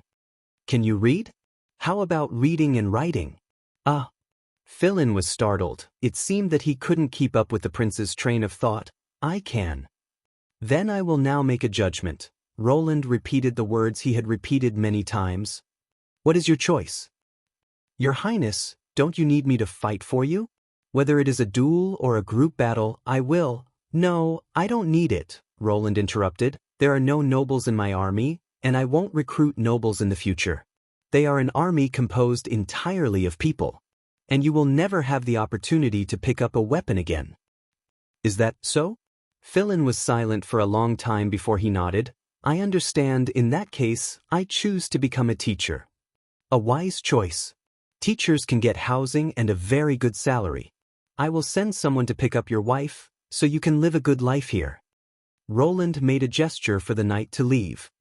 "Please wait, Your Highness. Forgive me for asking." He hesitated. "Do you also say the same thing to the other knight? If they can't become a teacher, they have to work in the mines for 20 years? "Your Highness, I have a subordinate named Heron. He is an experienced old knight, but he is illiterate. Can I use the golden dragon in exchange for him not being sent to the mines?" "Of course not," Roland said. "If money can redeem your crimes, I will let you go in the stronghold. But he is almost 50 years old. That kind of hard work will destroy his body. He doesn't have the physical strength to mine, but he has the strength to attack Border Town. And my mine is not a black coal mine. Not only do I have a steam engine to help transport the ore and pump water, the employees also have a fixed holiday, okay?" Roland picked up the bell, ready to call the next person in. "Your Highness." Philin clenched his teeth and knelt down again. "I have a treasure map passed down from my family. It has at least 400 years of history. I am willing to use it in exchange for Heron's freedom." "A 400-year-old treasure map." The prince frowned. "Are you sure it wasn't drawn by your ancestors with a charcoal pen to make the younger generation happy?" "No, it's not charcoal or ink marks." He shook his head slightly as if recalling the drawing. "I can't tell what was used to draw it. The lines are very delicate, smooth and soft to the touch, and it has been in the basement for decades, but the graphics and words haven't faded. My father said it was passed down from generation to generation. It describes the location of the treasure. It is in the northwest of the concealing forest, but it is already a barren land. Ordinary people simply can't go there." Roland tapped the table with the quill pen. Nightingale was still pinching the left side. "Well, even if what you said is true, this treasure map should also be hidden in the basement of the Schilt family. You have already given up the inheritance of the territory. I'm afraid they won't be happy to see you again." "Indeed," Philin nodded. "But the contents of the drawing, I have completely memorized it. I can roughly describe the patterns and words on it." "Then draw it and let me see." Roland pushed the quill and paper to the table. "If it's true, I can make an exception and grant your request." "Your Highness is merciful." He went to the table and began to draw the treasure map. In fact, the Light of Dawn Philin Schilt was not only good at fighting, but also talented in painting and calligraphy. Soon, a rough topographical map appeared in front of Roland. The map showed the back of the impassable mountain range. The rolling mountains from small to large occupied the lower right corner of the whole paper. An equilateral triangle was drawn in the middle of the map. 3 acute angles connected 3 positions, one of which fell at the foot of the northern slope mountain, and the other point in the concealing forest, marked with a 6-pointed star, was probably the so-called location of the treasure. Chapter 135. The number of demons is increasing, and we are becoming fewer and fewer. The holy city of Tequila has fallen, and we are fleeing in all directions. Over the mountains, across the rivers, and as far as we can from the gates of hell. But next time, where can we escape to? What do you think? In the office, Roland closed the Book of Illusion and asked Scroll. If that knight didn't remember wrongly, this is an incredible coincidence. Scroll pondered for a moment. The contents of the treasure map matched the essays recorded in the ancient books, which can be said to prove that the church once built a city in the depths of the barbarian land to resist the demons. And the location marked on the map may be a defense tower, outpost, warehouse, or other facilities they built. You mean, it's not the real treasure map? Of course, the church is not a bandit or pirate, they don't need to hide the treasure, and also leave a map for future generations. Roland nodded. That's right. So, this is actually a map? 9 out of 10. Although I don't know why the church didn't record the history of this period, I think there must be more than one ruin buried in the forest of the eastern region. Scroll analyzed. If the facility marked on the map is just a building on the ground, after hundreds of years, it will be difficult to find anything. But if it is accompanied by a basement or a storage warehouse, it is likely to be another underground ruin. Through it, we may be able to find some clues. Clues? Why does the church want to hide the existence of the demons? Why did they resist the demons but keep it a secret? She paused, and her voice became a little lower. And, why do they want to hunt witches as demons? Roland didn't know how to comfort her, so he was silent for a moment, then slowly said, Unfortunately, I don't know whether his drawing is accurate or not. According to him, the original map is so neat that it doesn't look like it was drawn by hand. How about asking Nightingale to go to the knight's house? Not very appropriate, Roland rejected. A family that can pass a treasure map for hundreds of years may have a storage room full of God's stones of retaliation and traps. We'll talk about it later, he said, pointing out the length of the triangle. We can't reach it now, anyhow. If the North Slope mountain foot is regarded as a mining area, then the location of the hexagram is at least 50 kilometers away from us, almost the distance between Border Town and Longsong Stronghold. Except for Lightning, who can arrive in one day, the others will have to walk for 2 to 3 days. What if we encounter demons on the way? I don't want anything to happen to you. You can first let Lightning explore this woodland from the air. Maybe she will find something, Scroll suggested. That's a feasible plan. Roland stood up. When she comes back, I'll tell her. I'm going to the North Slope mine now, so you can prepare the teaching materials for the class. If you need to make more copies, you can ask Soroya. We still have to continue teaching them tonight. Roland combined the education he had received when he was in elementary school with Prince Roland's palace education method, and instilled them into Scroll, including categorized memory, phonetic symbols, reading and writing, and reciting phrases. With these, he believed that Scroll would become a good teacher. Yes, Your Highness, Scroll saluted. The backyard of the North Slope mine was now more than twice as large as before, and there were still 2 holes in the ground that hadn't been filled, where the embryos of the 12-pound cannon were cast. When Roland arrived at the backyard, Anna was practicing her new ability, and there were 2 steel pipes on the table. He casually picked one up and looked at it. The steel pipe was perfectly round, and its surface was smooth without any air holes. The hole in the middle was the same as the outer wall, and when it was aimed at the sun, he could see a straight line of light. Roland used his fingernail to check the thickness of the wall at both ends, and found that it was basically the same. Roland was amazed. How did you make this? You see, Anna picked up a freshly cut steel rod and placed it flat in her hand. A thin black line was inserted from the end until it completely ran through the rod, and then it rotated around the center, and the hole was finished. Amazing ability, he thought. Using high-temperature magic to cut objects, while at the same time being precise, Anna alone was enough to push the town's industrial products to a new height. He suppressed his excitement and said, Let's first do some basic tests. The basic tests included the range of the ability, the strength of the ability, and the duration. Nightingale also appeared from the fog. She was responsible for observing the changes in Anna's magic. The results showed that in addition to the strength and duration of the ability being greatly improved, the range of the black flame was still within 5 meters, and it could only be accurately controlled within 3 meters. At the same time, it was still a summoning ability, and the God's Stone of Retaliation could remove the effect of the black flame, or when Anna ordered the black flame to enter the range of the God's Stone of Retaliation, it would suddenly disappear. It seems that unless I evolve to the point where I can directly use magic, I can't get around this obstacle. Roland thought. However, Anna's new ability still had earth-shaking significance. Using the black flame to make industrial machines, and then producing all kinds of machine tools, the level of mechanical processing could be regarded as a shortcut to quickly rise. However, industrial mass production was always not something that could be accomplished by one person. For example, Carr had built a furnace on the side of the North Slope Mountain, and one had already been completed. After putting it into use, it was found that the firing of clay bricks was okay, but the temperature of the burning of cement was always not up to standard, so the cement needed by border towns still had to be produced by Anna. Fortunately, after reaching adulthood, she could complete the calcination even without staying in the dusty room.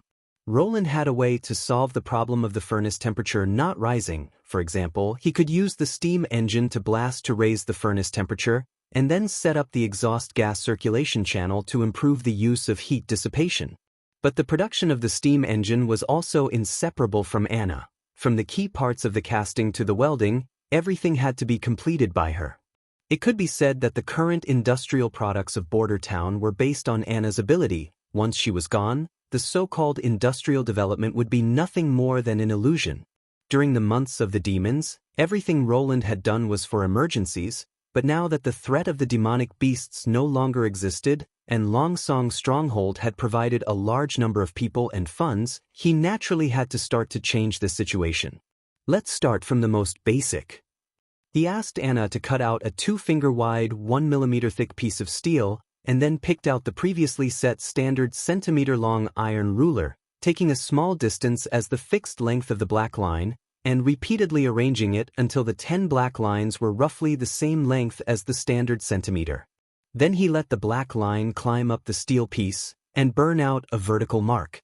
Under the control of the black line, the distance between each vertical mark was almost exactly the same. Chapter 136. For the past half a month, the port of Clearwater had been like a festival. Even if he was standing on the balcony at the top of the Lord's Tower, Ryan could still feel the high atmosphere in the city. The goods and people that had been moved from Eagle City had greatly expanded the strength of the port city, the looters had also reaped a great harvest, and the slave market had also become lively. After going through a series of battles, the Black Sail Fleet not only didn't suffer many losses, but instead had added a large number of slaves to act as sailors, and were currently undergoing intense training at the port. In a few days, they would head to the fjords and begin their first plunder of the year. Her Majesty the Queen had also timely issued a slave development decree. As long as these captured slaves from Eagle City were able to capture new people as replacements, they would be able to jump from slaves to the people of the port of Clearwater in one fell swoop. Presumably, with such an inspiring decree, the people of Eagle City who had been reduced to slaves would also do their best to fight. Now that Timothy had been defeated, there was no one in the kingdom of Grey Castle who could stop the Queen of Clearwater. As long as there was enough time, Garcia Wimbledon would inevitably become the master of Grey Castle. Ryan thought so, but why didn't the Queen's face have a happy expression? Instead, there was a trace of lingering haze between her eyebrows. Your Majesty, the patriarchs of the Sandstone clan and the Blackbone clan are requesting an audience. A guard's voice came from outside the door. Ryan looked at Her Majesty, and seeing that the latter didn't show any expression, he shouted, "Bring them in." Whether it was resting, holding meetings, or receiving visitors, Her Majesty always liked to do so at the top of the tower. As long as the weather was right, the balcony was the place where Garcia would spend the most time. Most people weren't used to standing in midair, facing the slightly fishy smell of the sea breeze. The Sand Nation was no exception. The patriarch of the Sandstone clan was a petite woman, and was also the goddess of the clan. When Ryan first heard this introduction, he snorted in his heart, "What goddess? She was nothing more than a fallen witch." The patriarch of the Blackbone clan was tall, his face was covered with scars, and his arms were as thick as an average person's thigh. At every meeting, there would be 3 to 4 guards surrounding him to prevent him from harming Her Majesty the Queen. The moment they stepped onto the terrace, the two patriarchs simultaneously frowned, but they quickly restrained their expressions and respectfully knelt down to the Queen of Clearwater. "May the road ahead of you be filled with oases, and may the stars in the sky illuminate your path. Get up." Garcia sat down with her back against the guardrail. "What do you think? Are you satisfied with your new residence?" Everything's fine, Goddess Kabbalah said. There are forests and water sources in the territory. It's much more comfortable than the sand-swept iron sand city. That's all right. What are you here for? Your Majesty, last time you gave, the Black-Bone Patriarch had just opened his mouth when he was interrupted by Kabbalah. It's like this, Your Majesty. After the last battle, many of the brave warriors showed signs of weakness and exhaustion. Only by regularly taking new pills would they be able to recover. However, we didn't have many pills left. I'm here to ask you to give us more pills. I also mean the same, Black-Bone Patriarch said in a muffled voice as he glared at the goddess. The materials needed to make this thing are very complicated, and I don't have much left. Rest assured, when the new batch of pills is made, I will send them to you as soon as possible. But don't forget to prepare the golden dragon. If it's not enough, you can use the river Styx to pay for it. Your Majesty, forgive me for asking. Kabbalah hesitated for a moment. Do you know when the next batch will be made? I can't tell you this, Garcia said as she smoothed her hair that had been messed up by the sea breeze. Everything about the pills is a secret, so you should go back and wait patiently. Those warriors are just dispirited, nothing more. If they rest more, it won't be a big problem. The guards received Ryan's hint and came forward to surround the Sand Nation, bringing Kabbalah and Black-Bone Patriarch, who still wanted to ask a few more questions. After the door to the terrace was closed, Garcia let out a soft sigh. Ryan rarely heard Her Majesty the Queen make such a sound, so he took the initiative to ask, Your Majesty, do you think it's inappropriate to let the Sand Nation settle on the southern border? If one day they become strong. No, Ryan, Garcia shook her head. I have never worried about the Sand Nation. They can't pose any threat to the port of Clearwater. The lake in that piece of land happens to be in the middle of the two clans' territories, and the upstream passes through the port of Clearwater. As long as I block half of the river, the reduced lake will make them fight among themselves. The reason why I chose Sandstone and Black-Bone Patriarch is because of this. Their relationship has never been harmonious. Then are you worried about the pills? Garcia didn't answer. At this moment, the guards knocked on the door and said, Your Majesty, the church priest D. Carr requests an audience. Bring him in. The Queen immediately stood up, her face becoming even more gloomy. Your Majesty Garcia Wimbledon, I greet you on behalf of the Holy City. The priest stepped onto the terrace and bowed. What about the pills? Why were the first few batches delivered normally, but this batch has been delayed? Garcia asked in a cold voice. Your Majesty, please calm down. I came here for this matter. D. Carr wiped the sweat from his forehead. The amount of 5,000 pills you requested to buy is too much. Even if Hermes went all out to produce them, there is no way to meet your demand in a short period of time. This time I brought back a new batch. How many? Garcia interrupted. 1,000, Dika said while putting his hand on his chest. The rest will be delivered one after another. And what did you promise before?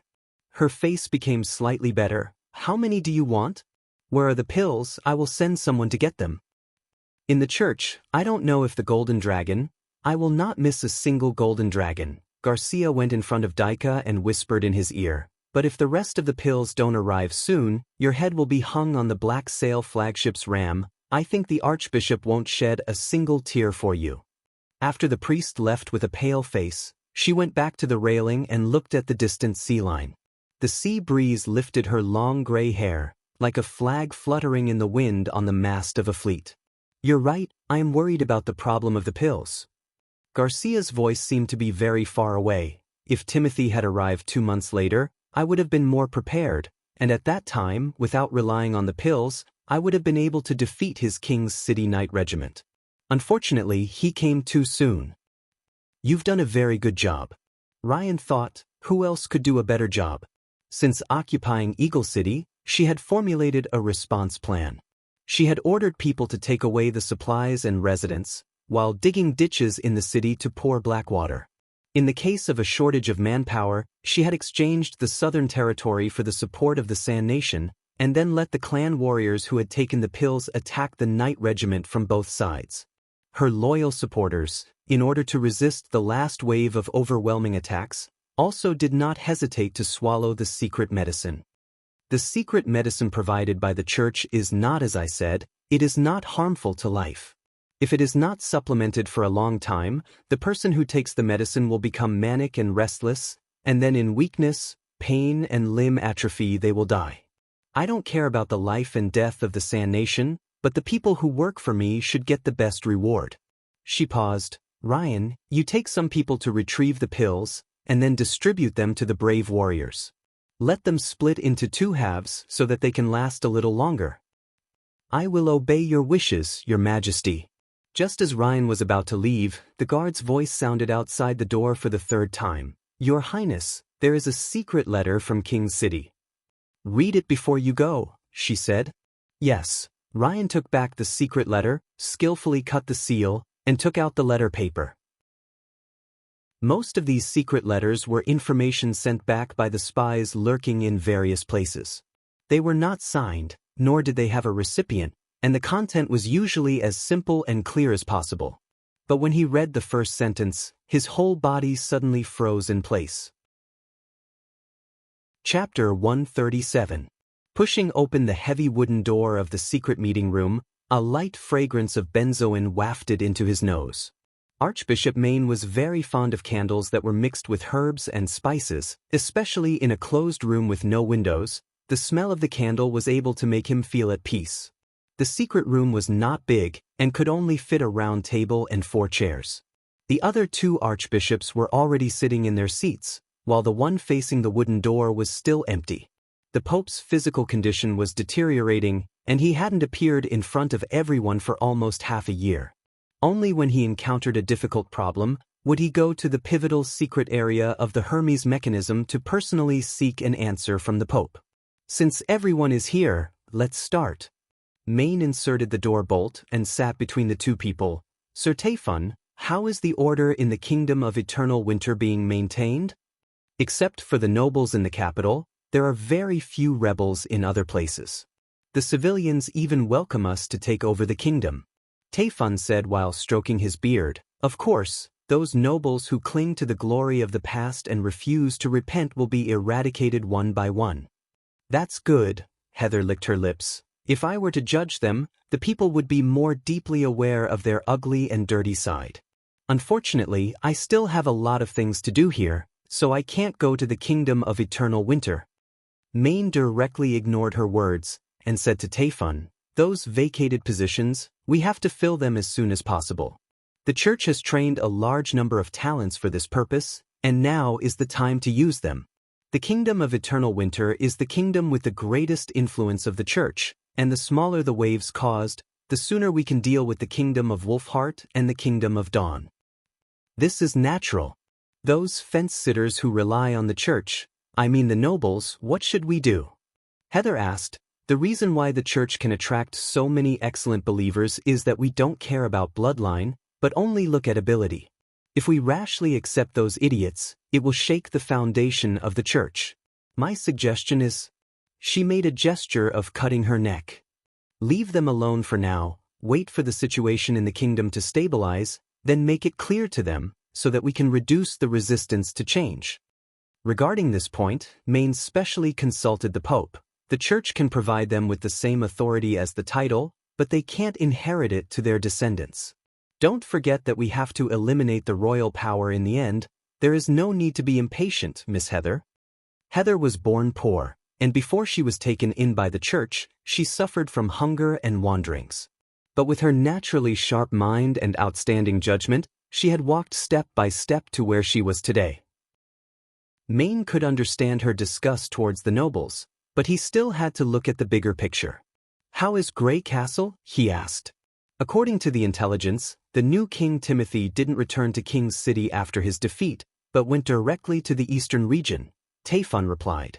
A wise choice. Heather snapped her fingers, pulling Duke Fran to challenge the Queen of Clearwater, and after the Duke dies, immediately go to the Eastern Territory to divide up his territory to stabilize the army's morale, and while at the same time win over the other nobles. The royal family is not full of fools.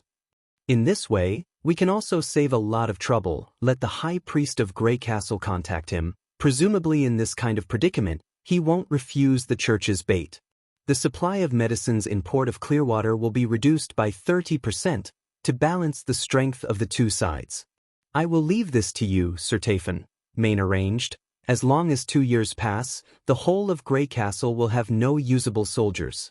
Rest assured, Tafon nodded, but there is a problem in Longsong's stronghold, west of Grey Castle. What problem? After the 4th Prince Roland defeated the Duke of Ryan, he returned to Border Town. Tyler personally sent an invitation, but he didn't get a response. Does he really have no intention of fighting for the throne? What do you think? Maine looked at Heather. The latter shrugged and said, "What else can I think? What were the rumors about him at the beginning? Ignorant and incompetent, bad character, incompetent, greedy. I think it's impossible for such a person to capture Longsong's stronghold, right? So the answer is very simple. He deceived everyone, whether it is the nobles or us." "You mean?" Maine frowned. "Our fight for the throne has chosen the wrong role, Sir Maine," she sneered. "He should be the one standing on the stage, not the 3rd Princess Garcia. Defeating a duke indeed proves his outstanding ability, but even if a person's talent is high, without enough resources it is meaningless." Tafon shook his head. Since he chose to return to that desolate place, it means that he has given up the possibility of intervening in the situation of Grey Castle, so naturally he will not pose any threat to our plan. Yes, in theory it is so. But combined with this information, it is very interesting. Heather threw a small note. "My personal information." Maine spread out the note, quickly glancing over the content. "A witch?" A witch organization called themselves the Witch Cooperation Association, claiming to have a firm foothold in Border Town, and calling for other sisters to go there. Although it is all groundless gossip and should not be discussed here, but we all know that the name of the Witch Cooperation Association is not fictitious. After being hunted by the army of judges in the eastern forest, they fled all the way to the west, and finally disappeared west of Longsong's stronghold. And Border Town is just outside the western border of Grey Castle, at the foot of the impassable mountain range. 2 lords, isn't this a bit too much of a coincidence? Witch Cooperation Association. Maine had a little impression of this name. They were chased and intercepted by the army of judges, and even after losing a lot of people, they still insisted on moving in the direction of the impassable mountain range. After interrogating the captured witches, they seemed to want to find the holy mountain in the barbarian land. This was a suicidal move, so he didn't put too much energy into this matter. There were several similar witch organizations in the Wolfshark Kingdom and the Kingdom of Dawn. Lurking in the city was far more dangerous than rushing to the barbarian land to die. "You mean, the prince has hooked up with the witch organization?" After reading the news, Tafon's face became gloomy. Maybe not. Heather raised the corner of her mouth. "I'm just making a simple speculation.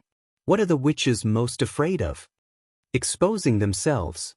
Obviously, using the name of the Witch Cooperation Association is easier to attract the attention of the church, but they still use this name in the underground news. Why? Because for us, this is a familiar name," Maine said calmly. "For other witches, the same is true." Full marks. Heather clapped her hands twice. "This can effectively reduce the vigilance of wild witches. Maybe someone will really be attracted by this news and set off to Border Town to find out the truth. It is hard to imagine, without the protection of the Lord, they would dare to play such a trick. We often say that the lesser of 2 evils is the choice. Obviously, the other side already thinks that the consequences of not being able to recruit a witch are more serious than the consequences of being exposed." At this point, her tone became gloomy. "Why do I feel that we are being looked down upon?" "This is not a matter of being looked down upon," Tafon said angrily. "Once the witches have a place to settle down, they can use their abilities without any worries, and it is likely that they will find that the so-called demonic bite can be avoided. This is also the reason why we have to encircle and annihilate any settled witches. Only by forcing them to constantly hide, run, and go into exile can this secret be maintained." Maine knew that what the other side said was right. The witches themselves were not a threat to the church, but as a group, once they got rid of their evil identity, it would have a great impact on the church's propaganda and even shake the foundation of the church's rule.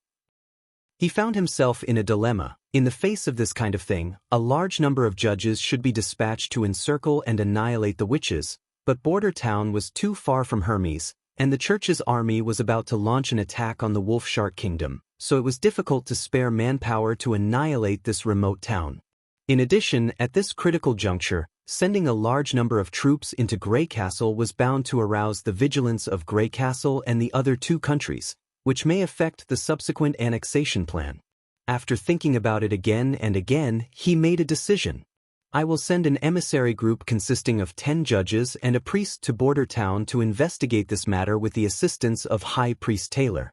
If the behavior of the Witch Cooperation Association has nothing to do with the Lord, this group of emissaries can eliminate the witches themselves. What if it is related?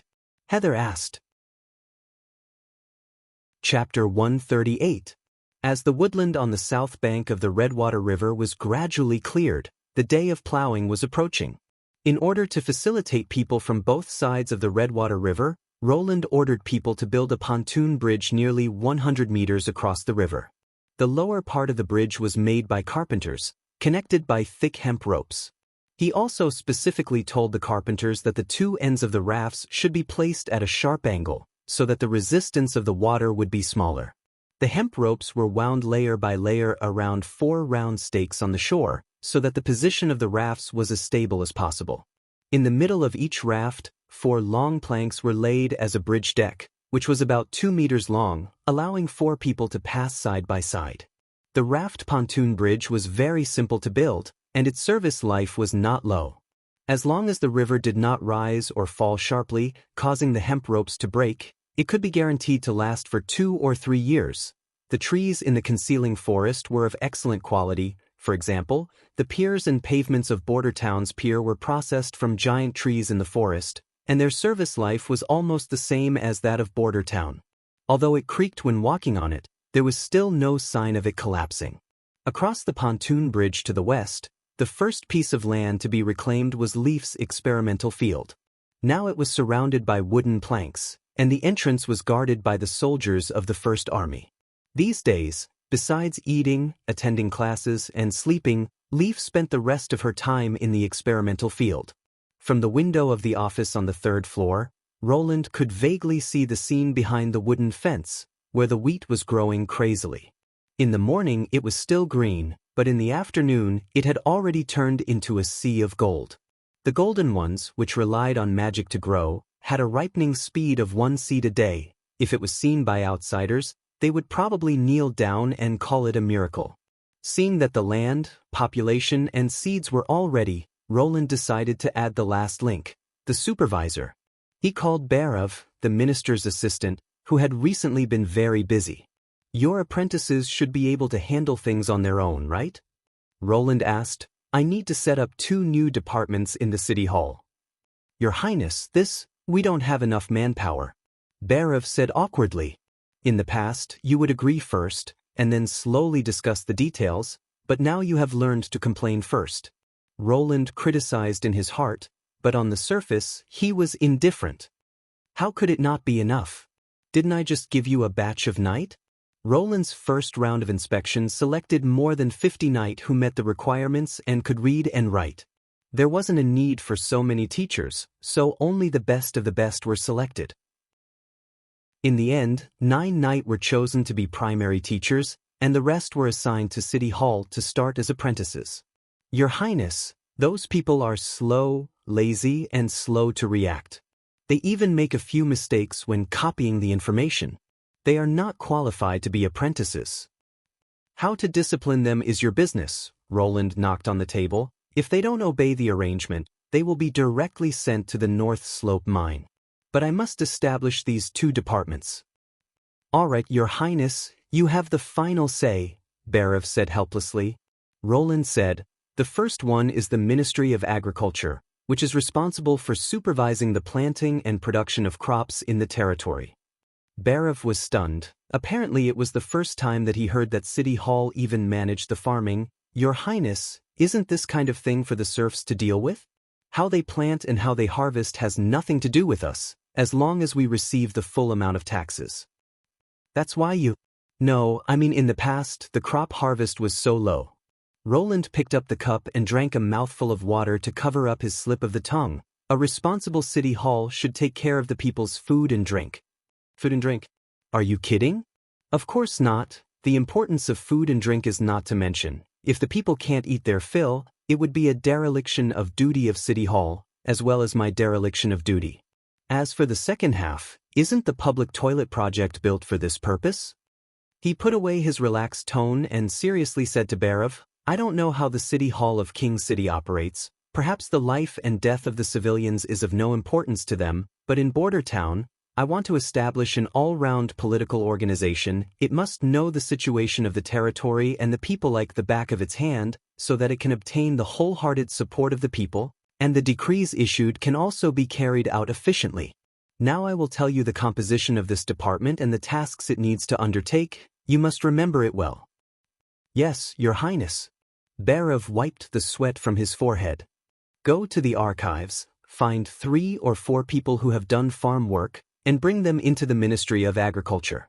Also transfer 2 apprentices, who will be responsible for recording and statistical work. 6 people will be more or less enough. Wait, you want the civilians to serve as City Hall officials? Barov was shocked. Not only are they obedient, but they also work hard. Why can't they serve as officials? Officials are not equal to nobles, and the Ministry of Agriculture also needs some professionals to guide the future farming. But most of them don't even know how to read. That's why I need you to first send 2 apprentices to help with the paperwork, Roland interrupted, and this situation won't last too long. I will soon implement a universal education program in the territory. The goal is to let everyone be able to read and write. When the time comes, you will no longer have to worry about a lack of manpower. Obviously, this news surprised Barov even more than letting the civilians into the city hall. He slightly opened his mouth, but for a long time he couldn't say a word. Roland didn't care whether he could accept it or not, and continued, back to the matter of the Ministry of Agriculture. When the serfs cultivate their own land, there will inevitably be a phenomenon of uneven levels. For example, some people plow deeper, some people sow more densely. This is an excellent opportunity for observation. The 6 people from the Ministry of Agriculture need to number the divided fields and record every step of the serfs' farming, the depth of the plow, the sowing interval, and so on. I will give them measuring tools and teach them how to use them. You mean comparison? Barov might be old-fashioned in some aspects, but his brain was still relatively fast. Yes, for the first-time farming, there is no need to care too much about the harvest. Continue to maintain food imports and use some new varieties of wheat seeds, enough to ensure that no one will go hungry. I need to find the most suitable method among these methods, write it into a manual and record it. In the future, the planting of wheat will be carried out according to this method, and the Ministry of Agriculture will be responsible for promoting, guiding, and supervising it. Roland didn't know much about farming, but this didn't prevent him from using a scientific thinking method to summarize an optimal plan. With this set of plans, whether it was to expand the area of farming or to add new farmers, the average output of the land could be maintained at a relatively high level. Barov nodded, then hesitated and said, Your Highness, there is one thing I don't understand. After the serfs are promoted to free people, why do you only collect 20% of the crops as land tax? Even if you ask for 50%, you can leave 50% for them, which shows that you are very generous. Because there is no point in piling up the coins in the basement, Roland explained. After 20% is paid, I will use a fixed price to buy the rest of the grain in their hands. In Border Town, the grain trade is the exclusive business of the Lord. In this way, the castle will get food and they will get paid. After a certain amount of savings, they will want to buy some things, such as cattle, iron farming tools, beef, cotton clothes, and good brick houses, which only I can provide. If the town's residents want to buy food, they can only buy it from the castle. So in the end, the money will still flow back into my pocket, but in this cycle, it will continue to improve everyone's living standards. Do you understand? Barov frowned and didn't answer for a long time. Apparently he was in a state of puzzlement. Roland smiled and shook his head. If you don't understand, you can go back and think about it slowly, but for now, just do as I say. The assistant minister stood up in a trance. But when he reached the door, he suddenly turned around. "Your Highness, you just said that you want to establish 2 departments. What is the other one?" Chapter 139. Barav returned to his city hall office and immediately closed the door.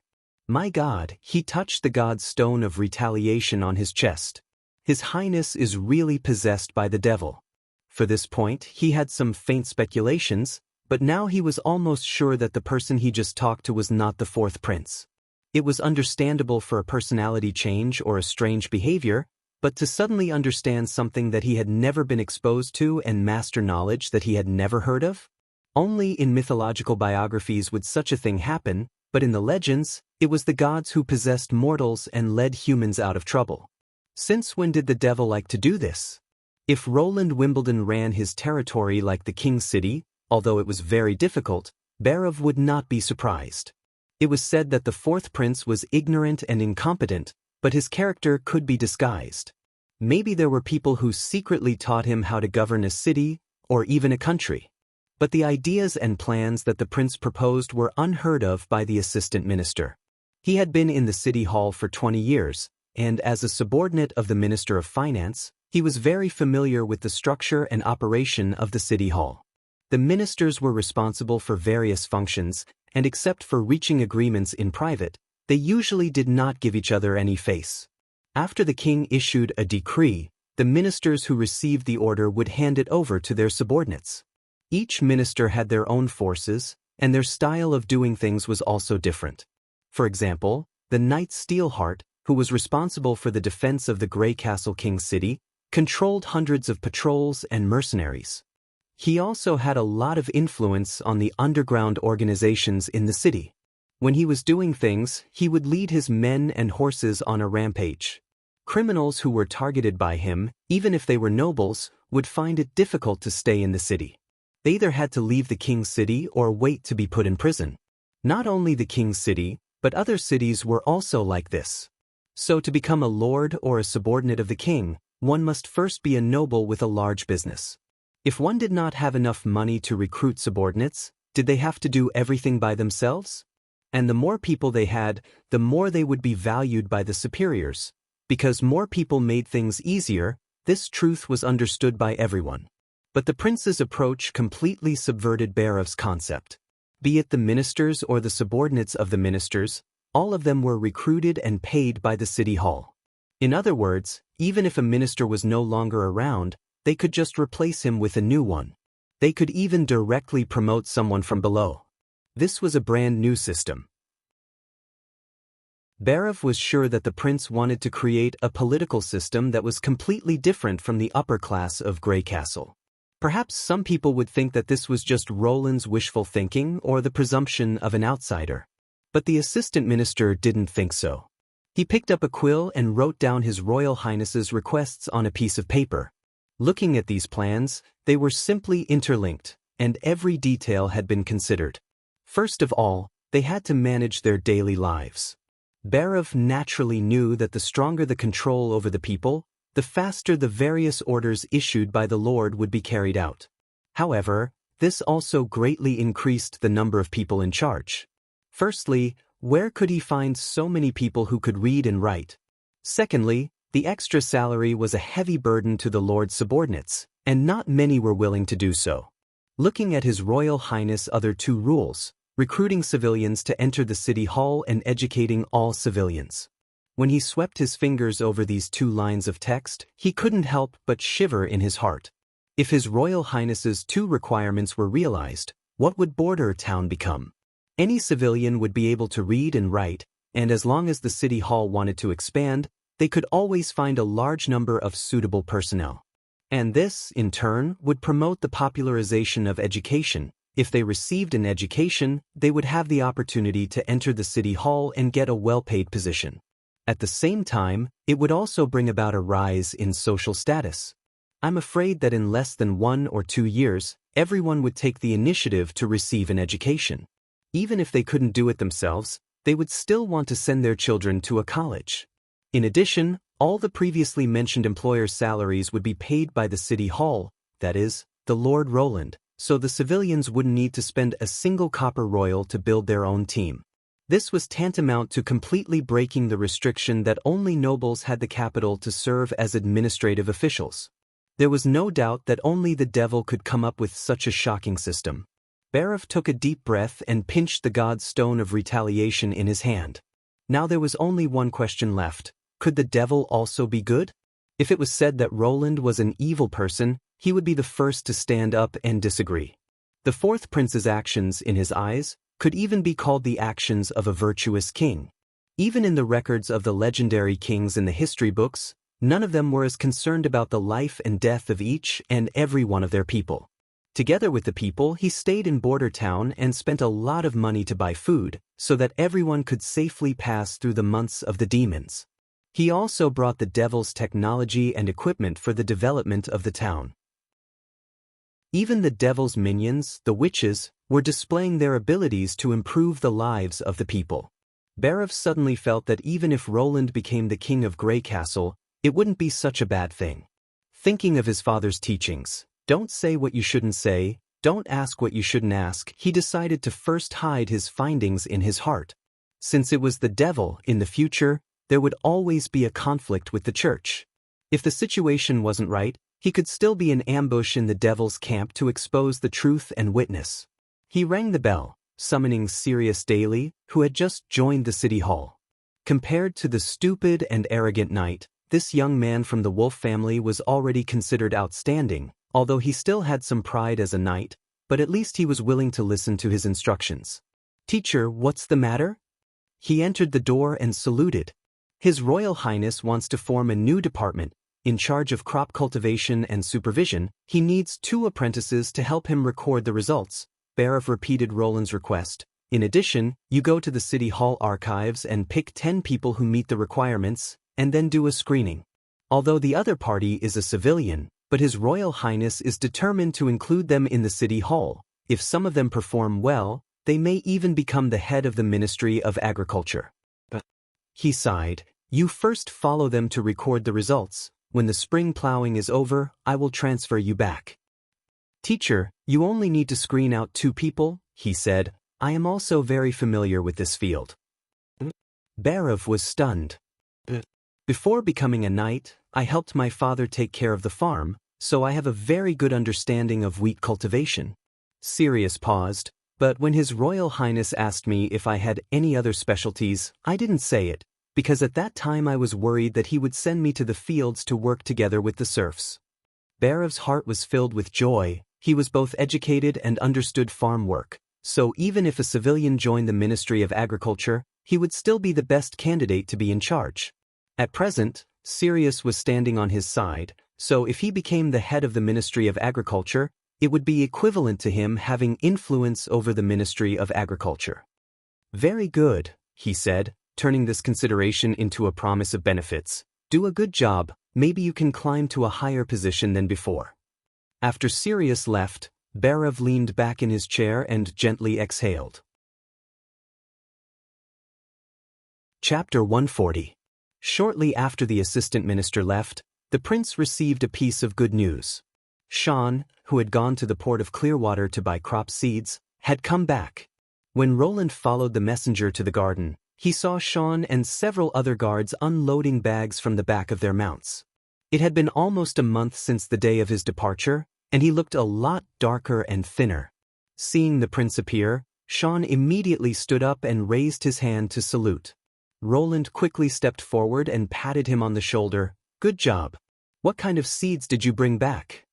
Sean squatted down and untied the bags on the ground. Pearl rice, earth eggs, candy bars. The plants you described, I bought them all in the port of Clearwater. Indeed, most of them are produced in the fjords, but the port of Clearwater already has a lot of farmland growing these crops. Did you ask the merchants how to grow them? I did, but they couldn't tell me the specific method. They also said that if these plants left the Southern Territory, it would be very difficult to grow them in other places. Sean grabbed a handful of yellow grains from the bag and spread them in front of Roland. Your Highness, this is pearl rice. The merchants said that if I bought it together with the pearl sticks, it would be cheaper. But the pearl sticks are too heavy and inconvenient to carry, so I only bought a whole one, and the rest are peeled seeds. There was no doubt that the pearl rice was the corn he was familiar with. He excitedly picked up a corn grain and put it under the sun to look at it. The fruit was somewhat shriveled. It seemed that it had been stored for a whole winter. The yield of corn was naturally much higher than that of wheat, and it also had lower soil requirements. Coupled with Leaf's transformation, it might soon replace wheat and become the main rations of Border Town. Sean untied another bag and took out a round brown crop. "This is earth eggs. I ate them in the hotel in the port of Clearwater. They were cut into strips and soaked in a basin of water. They were very crispy and had a faint sweet taste." Seeing this familiar shape, Roland's heart was filled with emotion. This is clearly a potato. He used his fingers to dig away the muddy skin, revealing the dark yellow potato flesh inside. Compared with the potatoes in the future, the potatoes in this era were not big, and the color of the tubers was darker, and not every piece looked like an egg. He noticed that there were also long strips of potatoes like carrots in the bag. "This thing tastes better when crushed and steamed into a paste." "Your Highness, have you eaten before?" "Yes, I've eaten it at a banquet in the palace." Roland decided to lie, because the name Earth Egg was too unpleasant to hear. The royal chefs don't call it Earth Egg, they call it potato. The delicious steamed snack is called mashed potatoes. "So that's how it is." "As expected of your Highness, you are truly knowledgeable." Sean sighed. He opened the last package and pulled out a black stick. "Your Highness, I think this crop is the most important. The honey of the port of Clearwater was very cheap, largely because of it. According to the news I heard in the tavern, more and more of their farmland is being converted to candy bars. The stalks of this magical plant are actually sweet. After cutting off the outer skin, the sugar can be squeezed out. The price is 1/10 of the honey, but it tastes as sweet as honey water." Roland wanted to say that he had also seen this crop and conveniently changed the name to sugarcane, but after thinking about it, he decided not to. It wouldn't be too late to change the name when the people planted it. Sugar cane was the raw material for making cane sugar, and it could also be used to refine ethanol. It could be regarded as a crop that could greatly improve the happiness of the people. Think about it, the pancakes made from flour were insipid and tasteless, but if you sprinkled some white sugar and wrapped it, it could immediately improve the taste by several levels. Even a salty person like Roland would fall head over heels for it. "Are there any other crop seeds?" "These are the ones from the port of Clearwater." He took out 5 or 6 small leather bags from his pocket and gave them to His Highness. "You told me to bring back all the plant seeds that Grey Castle has but Border Town doesn't. These bags were picked by me when I passed through Willow Town and Fallen Dragon Ridge. There are grapes, soybeans, cotton, flax, and olive tree seeds. But the farmers said that most of the grapes are planted by inserting their branches into the ground. Although the seeds can also be planted, the germination period is very slow, and the grapes produced are not very tasty." With Leaf here, none of this is a problem, thought Roland. Now that I have the grape seeds, maybe I should try the vine version of wheat. As for soybeans, cotton, flax, and olives, they were all very useful crops. First, I will let Leaf improve the seeds suitable for the Western Territories' climate and soil, and then give them to the serfs to grow on a small scale. Finally, the Ministry of Agriculture will be responsible for summarizing the improvements and writing a planting manual. "Your Highness, I still have some news to report to you," Sean said in a low voice. "It's about the situation in the port of Clearwater." "Is it related to Princess Grey Castle?" Sean nodded. "I stayed in the port of Clearwater for nearly 2 weeks. In addition to buying seeds, I spent the rest of my time in pubs. There are rumors that your sister Garcia Wimbledon and the Sand Nation have reached an agreement. She will provide the Sand Nation with the border of the Southern Territory, and in return, the Sand Nation will worship her as their king and obey her commands.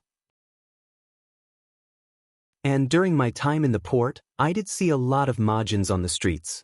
The Majins of the southernmost region.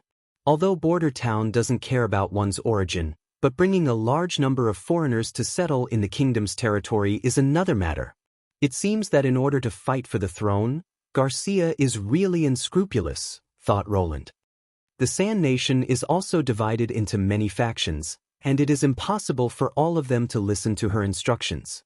Do you know which clans she is trying to win over? Sean shook his head. The Sand Nation is very wary of the people of Grey Castle. Even if I use the Golden Dragon, I can't buy more detailed information. But there is one thing that is very strange. The day before I planned to leave the port of Clearwater, Garcia returned from Eagle City. Everyone in the city was celebrating their queen's victory over the false King Timothy. But the next day, there were 4 or 5 murders in the city, and one of the victims was torn into several pieces on the street. The port of Clearwater was then put under lockdown, so I had to stay there for 3 more days. The pubs were all closed, so everyone gathered in the hotel lobby to talk about this matter. Some people said it was the false king's revenge, while others said it was the Sand Nation's doing. One of the merchants from the fjords said that he had witnessed one of the murders with his own eyes. The perpetrator wasn't tall, and obviously wasn't a Sand Nation, but his strength and speed weren't something a normal person could have. The security team that heard the news was completely annihilated by him, and even though he was stabbed several times and blood flowed all over the ground, he was still indifferent. It wasn't until more and more security team members arrived that they were able to kill him with their shields and spears. Later, the lockdown was lifted, and I didn't dare to stay any longer, so I immediately took a merchant ship and rushed back. You did a good job, Roland thought for a moment. You don't have to return the Golden Dragon to the city hall after buying the seeds, just consider it your reward. Thank you for your reward, Your Highness. His strength and speed are far beyond that of an ordinary person, and he can ignore the pain caused by the knife wounds. It sounds like the church's pills. After the guard left, Nightingale's voice sounded in his ears. Chapter 141. In the evening, Roland sat in his office and began to think about his new equipment. The pills that appeared in the port of Clearwater gave him a strong sense of crisis. Regardless of why the church wanted to support him and Garcia to compete for the throne, just thinking about the thousands of troops under Garcia's control made his scalp tingle. Thinking about the thousands of iron warriors running on foot, with an unstoppable momentum, he was afraid that the thin line of guns would be difficult to stop. As long as one of them rushed into the line, the First Army would suffer heavy losses. Fortunately, this kind of pill could not provide immunity to damage. The user was still flesh and blood. He needed a weapon with a higher rate of fire and accuracy, so that he could continuously fire from a longer distance. Without mercury fulminate as a primer, Roland had to find a way to bypass this hurdle, and first produce a batch of replacement equipment to deal with the possible outbreak of a crisis. But Anna's new ability gave him great confidence. Now, as long as he could draw the design, Anna could accurately process it, and the efficiency was amazing compared to the previous time when she relied on a blacksmith's hammer to forge flintlock parts. She could now stack several plates together and cut them into shape at the same time. Universal education and unified weights and measures were preparation for large-scale industrial production, but it did not mean that she would not take shortcuts. Anna's new ability was simply a treasure, with endless potential to be unearthed. Roland now went to the North Slope Mountain every afternoon to study the use of the black fire with her. If he really had no time, he would let her practice her control ability, carving some gadgets, such as a witch figurine. Although at present her skill in carving figurines was still very immature, but Roland believed that one day his bookcase would be filled with all kinds of witch figurines, probably. He picked up a steel ruler and pressed it on the parchment, then he heard a knock on the door. If the guards did not inform him, then it was most likely a witch. But at the moment, most of the witches were in the living room on the first floor with scroll, learning how to recognize words and arithmetic, so there was only one witch who did not need to participate in the basic teaching. Come in. Sure enough, the one who pushed the door open was Anna. She gently closed the door and walked to Roland's desk, holding a gold-rimmed book in her arms.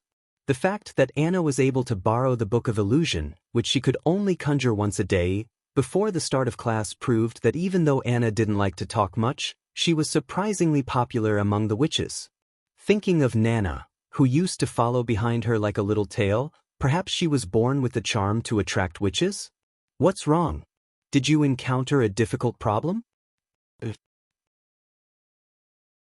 She nodded and opened the book in front of Roland. You said that everything in the world is made up of small balls, and these small balls are all different? But you also mentioned that they can turn into waves? Anna asked, "What is a wave?" "When you throw a stone into the water, the shock it causes is a wave." The prince coughed twice. "This is just a concept. You just need to look at it. There is no need to delve into it." "Why?" "Because I don't understand it myself." Roland didn't know whether to laugh or cry. The microscopic quantum field was a mysterious thing. If he had known earlier, he wouldn't have written this part of the book. Although he thought so, he couldn't say it out loud. Because the small balls have the characteristics of waves, and they also have the characteristics of matter. We, who are made up of small balls, are the same, but our mass is too large, so it is difficult to observe the waves. As for the deeper reason, it still needs to be explored by countless generations of people. He thought for a moment, then added, because this phenomenon has a considerable conflict with common sense, it is very difficult to understand. Just like in a three-dimensional world, it is difficult for us to imagine a four-dimensional space. You don't need to take it to heart. Anna curled her lips, seemingly not satisfied with Roland's explanation, but she quickly asked, "What is a four-dimensional space?" When she stopped asking, the prince's mouth was already dry. He really underestimated Anna's desire for knowledge. If this went on, he would have nothing to teach her. Especially when Roland asked her about her progress in mathematics, she replied with a relaxed face, "That's much simpler. Now I'm looking at equations and matrices, it's quite interesting." Much simpler, quite interesting? Roland suddenly felt that the gap between people was really too big. How long had it been? In a week, she had learned from simple elementary functions to matrix equations, and now it was time to learn calculus. In school, Anna would definitely be a daunting top student. Also, she was a very beautiful top student. Roland looked at the woman who was looking down at the book, and for a moment he was lost in thought. Her thin bangs rested on her forehead, and a few strands of hair fell naturally on her cheeks. He couldn't help but stretch out his index finger, pull up the ends of her hair, and gently put it behind her ear. She turned her head and looked at Roland, with a smile in her eyes. The lake blue pupils were no longer as calm as still water, but ripples. They looked at each other at such a close distance until Anna opened her mouth and said something. There was no sound, only the movement of her lips. Roland was still able to read her lips. "Nightingale is not here now." The meaning of this sentence couldn't be more straightforward. Roland felt that it would be too stupid if he pretended not to understand. The room was so quiet that he could almost hear the others' breathing and heartbeat. As he approached, Anna closed her eyes, and a blush appeared on her cheeks.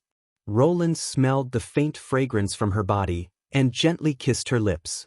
A soft feeling came through the touch, and time seemed to freeze at this moment. He didn't know how long it took for them to separate. Before he could say anything, Anna stood on tiptoe and let their lips touch again. Hey. Mystery Moon sat cross-legged on the bed, closed her eyes, and meditated. She raised her hands high and murmured, "What's wrong with you?" Lily asked with a frown, wrapping a towel around her wet hair. "I'm imagining myself as a particle." She opened her eyes and said, "I'm a particle." Then she pointed at Lily and said, "You're also a particle." Crazy. The latter rolled her eyes and got into the soft quilt. "No." Mystery Moon sighed. "I clearly think of everything around me as a particle. Why can't I evolve into a new ability like Anna?" "Because you don't believe it at all." Lily said. "I believe it." "You don't believe it." She shook her head. "The only thing people can't deceive is themselves." Although I don't know the reason, Anna probably believed the prince's words unconditionally from the beginning. Of course, she's much smarter than you, which is the key reason why she can get a new ability. Anyway, don't think about it. Go to sleep. Lily spread out her hands. "Don't you want to have such an ability?" Mystery Moon pouted. "I also want to do more things for the prince." "Evolve to keep food fresh for a longer time?" She yawned. "I'm not interested. Besides, why do you want to do more things for him? Men are ruthless and fickle. Echo is an example in front of you. You say you're not interested, but you were so focused in class." Mystery Moon muttered. "Except for Leaf, you're the most serious." Chapter 142. More than half a month had passed since the capture of Longsong stronghold, and the population and materials sent by the 5 families of the western region had all arrived. After the establishment of the Ministry of Agriculture, the New Year's spring plowing finally began, which was also the first step for Roland to explore farming techniques. The serfs saw the dawn of being promoted to free people, so they worked in full swing. On the south bank of the Redwater River, the scene of a supervisor whipping the serfs to urge them to work had basically disappeared. Some serfs found that even if they were lazy, there was no one to control them. According to the city hall officials who used strange tools to measure the fields, the Lord didn't care about the harvest of 1 or 2 fields. In the future, the serfs would be farming for themselves, and the more they farmed, the more they would get. It was not because the quality of the officials of the Ministry of Agriculture was so good that they had completely understood the principle of distribution according to work, but because Roland asked them to constantly repeat these contents to the serfs. In order to strengthen the effect of indoctrination as well as to satisfy the prince's own feelings, the banks of the Redwater River were also filled with red flags and banners, on which were written slogans such as, "Labor is the only way to get rich," "Labor is glorious," "Labor leads to freedom," "Labor changes fate," and so on. Of course, these measures were not without objections. For example, Barav was the first to stand up and oppose. "Your Highness, it is meaningless to do this. The majority of serfs are illiterate, they do not care what is written on the banners. These people are stupid and ignorant, sometimes even a whip does not work, let alone some seemingly inexplicable words." And Roland's answer was also very simple: those banners are not for them to see. Then why do you still do these things? At that time, the expression of the assistant minister seemed to be quite confused. In order to create a living example. He never thought that serfs were stupid and could not be reformed, they were not educated, but it did not mean that they did not have ideas. Even the most stupid people would be driven by desires and interests. This was human nature. The repeated indoctrination of the commissioner of the Ministry of Agriculture seemed to have little effect, but it would leave a primer in their hearts, like a trickle of water that would eventually converge into one. When the first batch of serfs were promoted to free people, when they exchanged their harvest crops for money to buy high-quality clothes, exquisite food, and even sturdy and warm brick houses, the slogan that was repeated over and over again would suddenly become a reality and be deeply imprinted in their hearts. As for the banners on the shore, they were for the townspeople who had received universal education. Relying on their own hands to get rid of poverty and become an official member of Border Town, they might even surpass themselves as natives. This was the power of hard work. Only by comparing could one feel the difference. Only by taking the initiative to pursue would one be able to display the highest efficiency. Tai Tu stood at the entrance of the mine, waiting for the next batch of ores to come out. Ever since the months of the demons, when the high-temperature steam had burned half of his face, he no longer dared to stand near this black machine. Fortunately, in Border Town, there was still Miss Nana, who was as kind as an angel. Tai Tu touched his cheek, which was as good as new, and sighed with emotion. To think that she even suspected that the other party was the devil's minion, it was simply blasphemy to her. After winter ended, he brought 2 salted fish and a wild boar leg to the Pine family to apologize. What surprised him even more was that although Pine was a viscount, he didn't have the habit of looking down on others like the nobles and accepted his apology generously. For the first time, Ironhead felt that the nobles were not all cold-blooded people. Old Iron, a miner covered in dust, ran out of the cave. The rope has been tied. Well, he turned to the direction of the steam engine and shouted, "Everyone stay away. Frank, lift up the green lever, then press down on the red lever. If you make a mistake, I'll twist your head off." "Don't worry, Old Iron, leave it to me," Frank replied loudly. After sending Nail to join the Border Town's first army, Tai Tu changed someone to operate the steam engine. In the first few days, Frank often made mistakes in the order of the lever, which led to the explosion of the air supply pipe.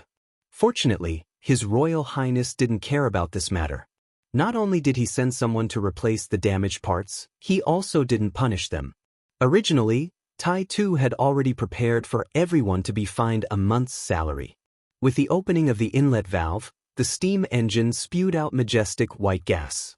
The main wheel slowly rotated, driving the capstan to stretch the hemp rope.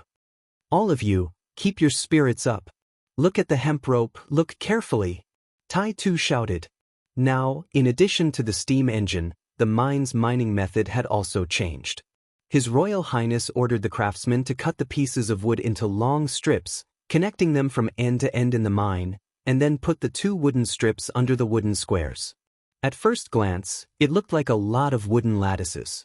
His Royal Highness called it the Wooden Rail Transport System, which was a very tongue-twisting name.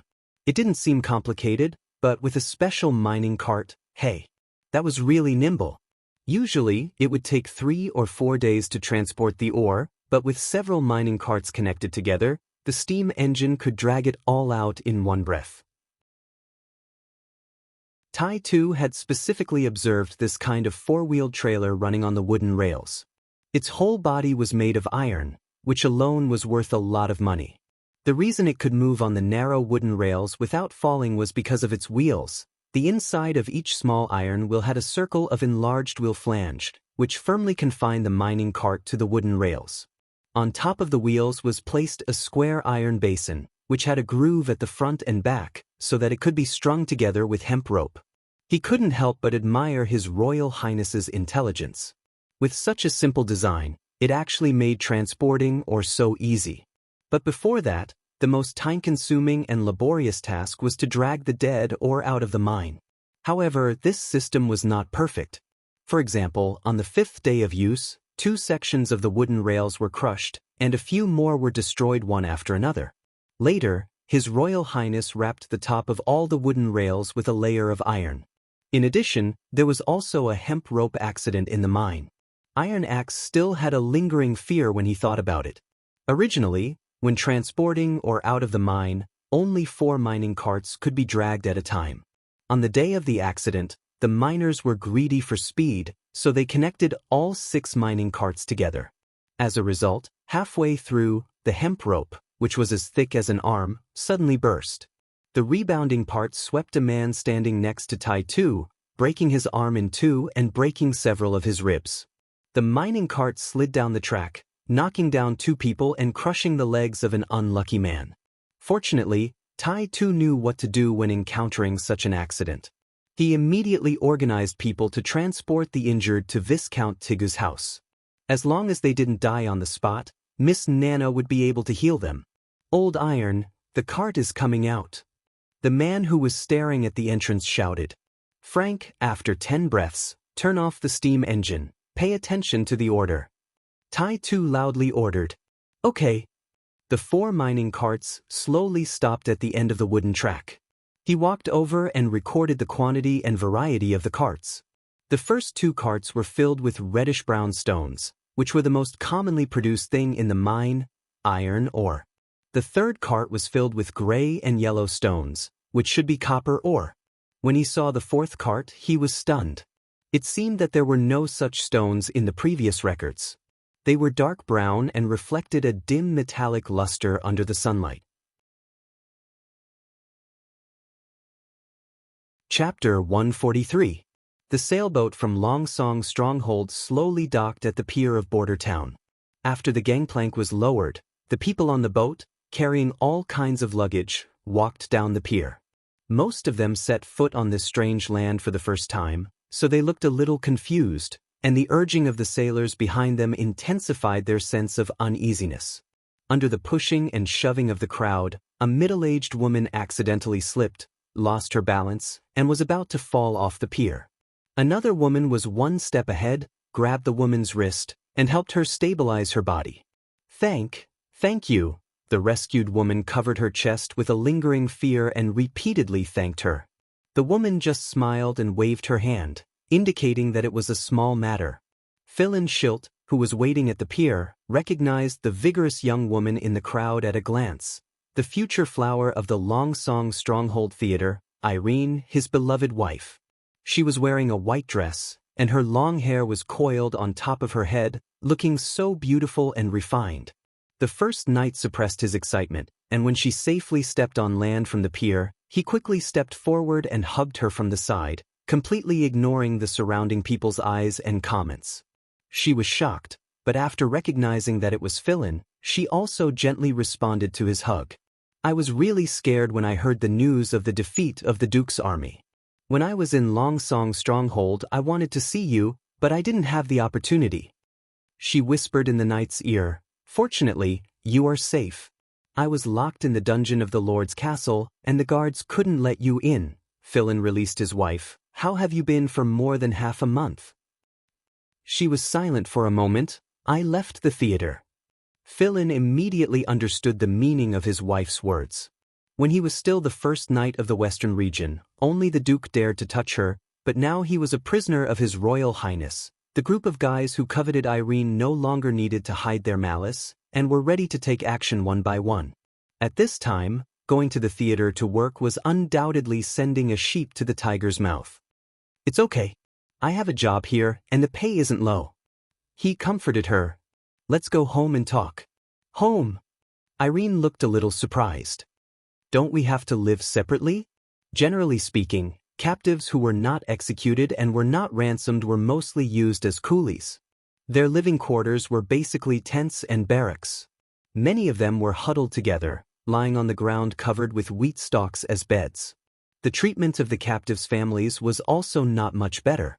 The women had their own special camp and also had to sleep on the ground.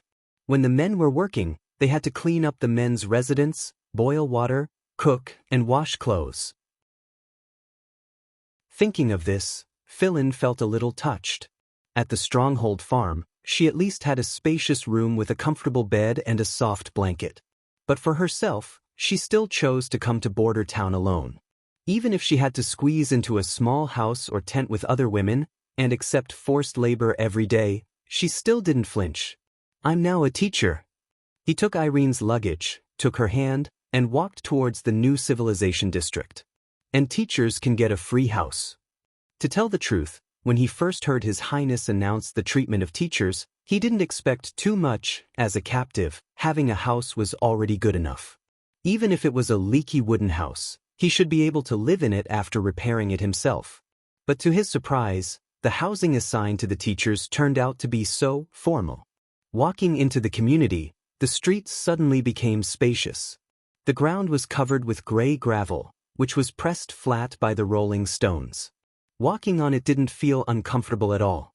At first, Philin didn't understand this practice. He thought that the stonemasons were wasting manpower and time. It wasn't until after a heavy rain, when the rainwater flowed into the ground through the cracks in the stones, and then into the deep drainage ditches on both sides, that he understood the reason.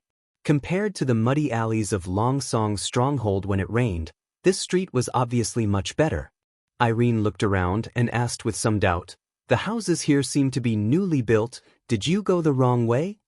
"No, dear, we're almost there." After turning 2 corners along the street, Philin, Schilt, and Irene stopped in front of a 2-story brick house. "It's here." "Where?" She looked left and right, and then her eyes fell on the new building in front of the knight. She covered her mouth in disbelief. "Is this whole house our home?" "Of course not," he laughed. "This is the teacher's building. Our home is in the middle of the 2nd floor. Come, let's go up." Taking out the key to open the door, Philin took his wife's hand and walked into the new house. This house consisted of a main hall, 2 bedrooms, and 2 auxiliary rooms, which were fully furnished. Although it wasn't big, it unexpectedly made people feel comfortable. Whether it was the decoration of the main hall or the layout of the bedrooms, it was refreshing. Now with Irene, this home was even more perfect. "Oh my God, were you really captured as a prisoner?" Irene couldn't wait to run into each room to check carefully. She was as excited as a child. "Are we going to live here from now on?" "Yes, of course." Philin smiled and took out bread and cheese from the cupboard, placing them on the table. "You haven't eaten on the ship, have you? Fill your stomach first. I have to go out to work later." "By the way, you're a teacher now." Irene ran back to her husband's side. "Which noble child are you going to teach?" "Not the nobles, but the subjects of His Royal Highness." "Subjects?" She was startled. "Teach what?" Philin picked up a book on the table and handed it to his wife. "Teach them to read and write. This is the..." Teaching material that His Royal Highness gave me. When he chose to become a teacher, he was worried that he wouldn't be qualified. After all, this position was generally held by a knowledgeable white-haired old man. But His Royal Highness didn't care and said that he could teach according to the teaching material.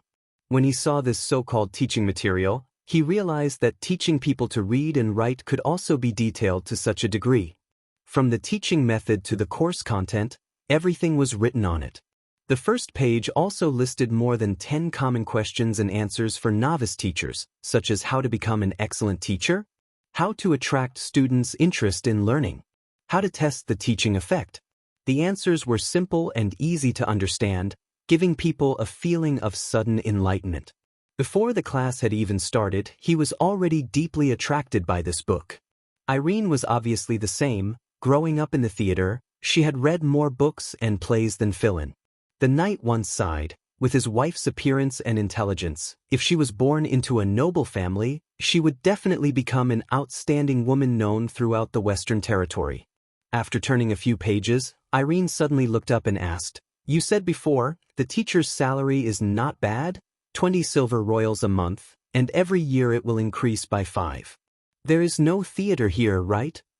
"No, there is." Philin hesitated. He had already guessed his wife's thoughts.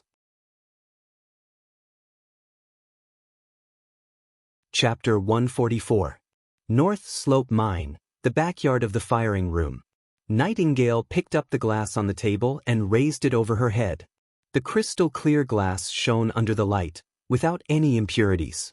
She knew that this glass was called a crystal glass. The firing process and formula had always been the top-secret information of the Royal Alchemy Workshop.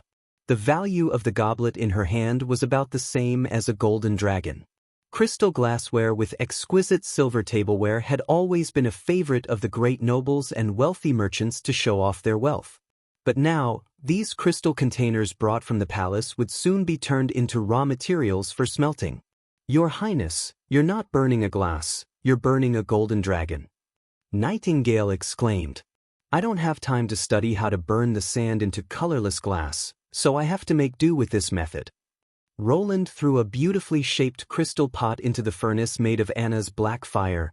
Nightingale still remembered that the prince had used it to fill ale, during the afternoon tea in the castle garden and during the celebration banquet of the Months of Demons. She could not help but feel a burst of pity. Under a stable high temperature, the pot quickly softened, and then turned into a sticky paste. "Using sand to burn glass?" Anna asked. "Are they the same substance?" "Well, the main components are similar, but the sand contains a lot of impurities, so the burnt glass is mostly brown and green, which does not meet the requirements." "So, the glass is pure sand?" Roland smiled. "You can think of it that way. When I write this part of the knowledge in a book, you will understand how those small balls form the substance." "Anyway, I won't understand." Nightingale curled her lips. "Besides, the different color of the glass does not affect the function of the container. Anyway, you are not using it as a cup. Why do you have to use a transparent crystal cup?" She went to Anna's side and looked at the glassware that had been recast. Although they still looked colorless and transparent, their appearance was far different from the previous crystal cups. Some looked like a tube, with a round bottom, thin and long. Some were like bottles, with the bottom as big as a kettle, and the top was only as thick as a thumb. The strangest thing was a tube that was bent into the shape of a horseshoe. There was no seal on either side, so it couldn't even be used as a container. "What are you planning to do with these crystal glassware?" Nightingale couldn't help but ask. "It's not for me, it's for the future alchemists of Border Town to use." Roland used a glass rod to stir the mucus in the black fire. "They can use these vessels to extract some acids and alkali, and produce the chemicals needed for my new weapons." "Sour? Alkali? Chemicals?" Nightingale blinked her eyes and found that she couldn't understand what His Royal Highness was saying at all. This kind of feeling made her a little depressed. But if she asked them one by one, it would be too ignorant. She didn't want to expose this side of her in front of Anna, so she could only focus on the only nouns that she could understand. How could there be an alchemist in this town? Even Longsong's stronghold doesn't have an alchemy workshop. You can only find an alchemist in Redwater City, and I heard that their salary is higher than that of a lord's minister. It's very difficult to recruit them by relying on the golden dragon. You really know a lot, Roland responded with a smile. That's right. The people I sent are already on their way to Redwater City, and they'll get the news in about 2 weeks. But I'm not using the golden dragon to recruit them, but some alchemy secrets. As for whether I can recruit them or not, I'm not sure, but I have to try. The first half of His Royal Highness's praise immediately dispelled Nightingale's depression. She returned to the center of the courtyard with satisfaction, picked up a pastry placed on the round table, and stuffed it into her mouth. Since Roland changed the main experimental site from the castle's backyard to the firing room in North Slope Mountain, the afternoon tea had also been moved here. On the round table were the palace snacks that His Royal Highness had asked the chef to make. For example, this pastry called steamed bun. The outer skin was made of wheat flour, and she didn't know how it was processed, but it was very soft. It was also wrapped with a ball of minced meat, which contained juice.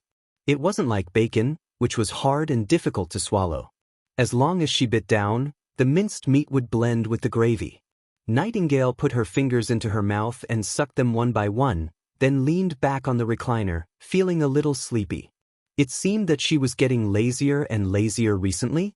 The afternoon sun shone on her body, and the warmth slowly surrounded her like water. The rustling of the leaves in the spring wind made her feel very peaceful. She took off her shoes, curled up her legs, and lay on her side. From this point of view, she could see the side door leading to the gunpowder production room in the backyard. There was also a gauze curtain hanging over the door, which was probably used by His Royal Highness to prevent her from sneaking in. Thinking of this, Nightingale felt a little funny. Whether it was the wall of the courtyard or the outer wall of the production room, for her, they were all flat ground that she could freely walk through. She had also entered this mysterious room, and when His Royal Highness explained the production method, she quietly listened to him, but she didn't take away the finished gunpowder. But the other side thought that he had done it secretly, and didn't know that he was the one who was kept in the dark. Nightingale moved her head and looked at Anna.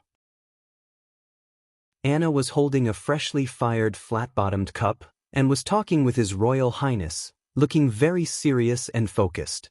For this talented woman who came from a common family, Nightingale's heart was full of admiration. The reason why the Sisters of the Witch Cooperation Association were able to get rid of the fate of being homeless and miserable and free from the torture of the magic bite was to a large extent because of Anna. If she hadn't changed the prince's view of witches, all the subsequent twists wouldn't have happened.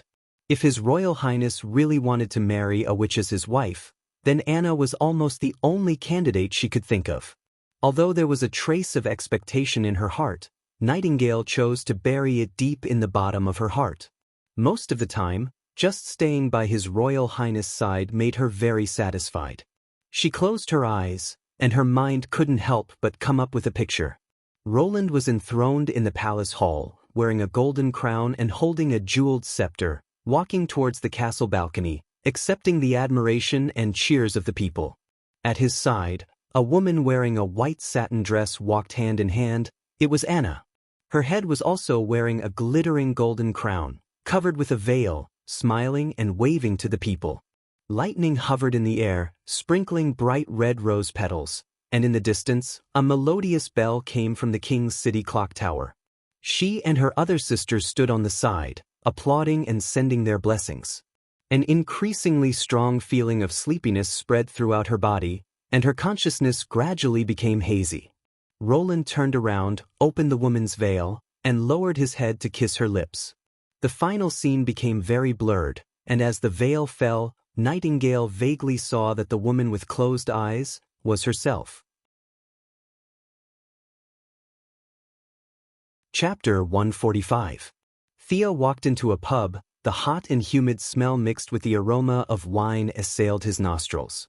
Under the dim light, the men took off their shirts, revealing their sweaty backs, sitting at the table in the center, pouring cup after cup of poor-quality beer into their mouths, talking and laughing loudly with their companions. Maids wearing revealing clothes were interspersed between the tables, filling the glasses of the guests. He looked around a little and found his target, A small man sitting in an inconspicuous corner with a withered wild rose in front of him. Theo went to the bar and ordered a glass of beer first. He slowly savored the bitter taste, and at the same time he looked around to see if anyone was secretly watching this short man. The result was very satisfactory. Although there were occasionally people looking at the corner, most of them were unintentional. Only one person sitting at the big table in the center, under the cover of a glass, would observe the movements in the corner. One person to contact, one person to look after. This was the usual behavior of the Black Street Rats, which was consistent with Theo's understanding.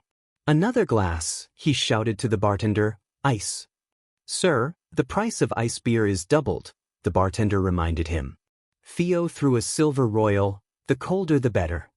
Holding a glass of white mist, he went to the opposite side of the small man and poured the beer on the wild rose at the table. The cold wine flowed along the curled petals. The other side looked up with an impatient face. "You don't want to drink the wine, instead you pour it on the table. Are you crazy?" To Rose, Theo smiled and sat down opposite him. "I've been looking for you for a long time." "That only proves that you're not looking for the right person," he said snappily. "Since you're a customer, say, what do you want from me?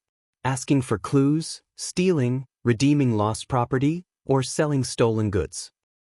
"None of them. I hope you can help me spread a rumor." "This is not within the scope of Rose's business." He shook his head. No, as long as the Golden Dragon can pay, you will be interested," Theo said, shaking his finger. "I'm not a layman, young man. Sometimes, in order to make the prey take the bait, and rumors are the best bait. Without evidence, there is no way to catch them. It's much safer than stealing." "That sounds reasonable." The man sat up straight and smiled. "Have you asked Rose for help before?" "I've asked someone from the same trade as you, a small place. Their names aren't as elegant as yours, and there aren't many things they can do. If the scope of business is too small, it will be very difficult to find a suitable business. It's Silver City, after all. The competition is really fierce." He picked up the wild rose and shook it, then put it in his pocket. "Tell me, what kind of rumors do you want to spread?" "It's about the witches," Theo smiled. "An organization called the Witch Cooperation Association has found the Holy Mountain in the Western Territory and has gotten rid of the suffering of the demon's bite, obtaining eternal peace." "Bro, this news is really—" The short man smacked his lips. "Really old-fashioned. Although I rarely teach my customers how to deceive others, your rumor should at least be a little more believable. Let me guess, if you don't want to kidnap witches, then you want to kill the church. If it's the latter, you will only wait for the army of judges to send you to the gallows, so I think it should be the former." He showed a wretched smile. "Unfortunately, as far as I know, most of the people who want to catch witches and sell them for money are dead. Although they all carry a god's stone of retaliation, those women are not idiots." "Why is it not credible?" Theo asked curiously. "An organization formed by witches is simply like the moon in the night sky. If it is true, the church will certainly flock to it. If I were a witch, I would naturally not go to that kind of place, and if it is false, then there is no need for me to go there. As for getting rid of the demon's bite, bro, are you serious? Witches are the incarnation of the devil, such a big lie, I'm afraid they will scoff at it." "Then spread it according to this statement," Theo said without taking it seriously. "The customer has the final say," the short man shrugged. "In any case, I already reminded you. The cost is 20 golden dragon stones." "Paid in one go?" "That's right, Rose does not take a deposit, nor does she collect the balance." He spread his hands and said, "The transaction is entirely voluntary." Theo sighed, took out a leather bag from his pocket, and poured 19 golden dragon stones on the table. He also grabbed a fingernail-sized silver wolf from his waist bag, counted out 100 of them, and pushed them in front of the short man. The latter only needed to identify the authenticity of the golden dragon stones, and then swept them all into the cloth bag. With the money in hand, the short man's expression relaxed a lot. Rose promised to do very few things. "Didn't I tell you before, the competition in Silver City is very fierce. If we deceive our customers, our reputation will also decline. If you are not in a hurry to go back to the western region and wait for the fish to take the bait, you can stay here for a few more days, and before long, you will hear the news spread everywhere.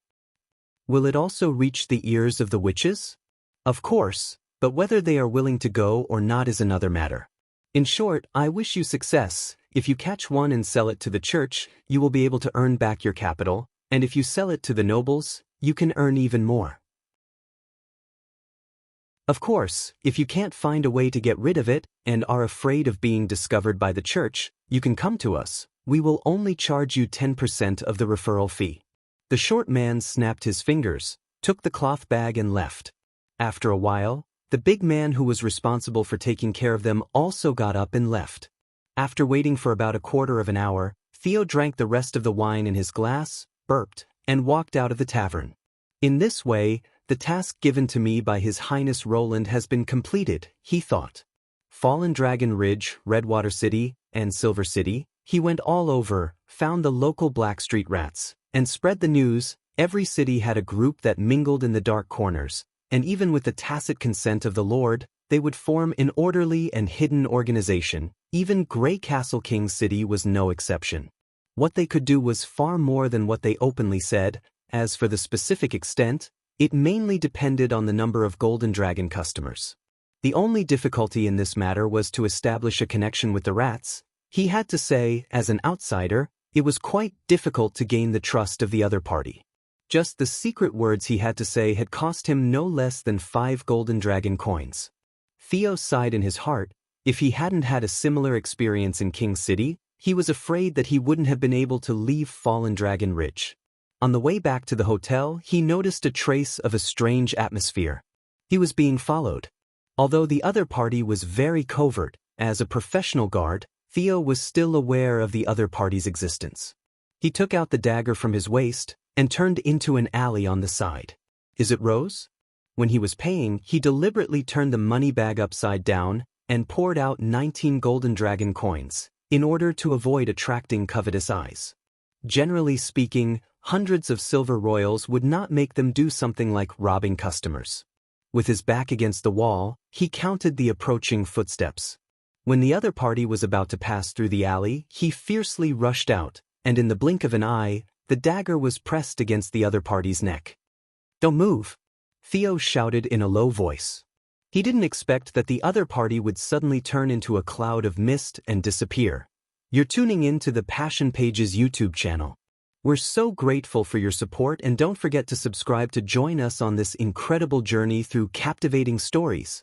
Your generosity through donations truly makes a world of difference, as it's the primary source of revenue that allows me to expand and enhance this channel for you. Thank you from the bottom of my heart for being a part of this adventure.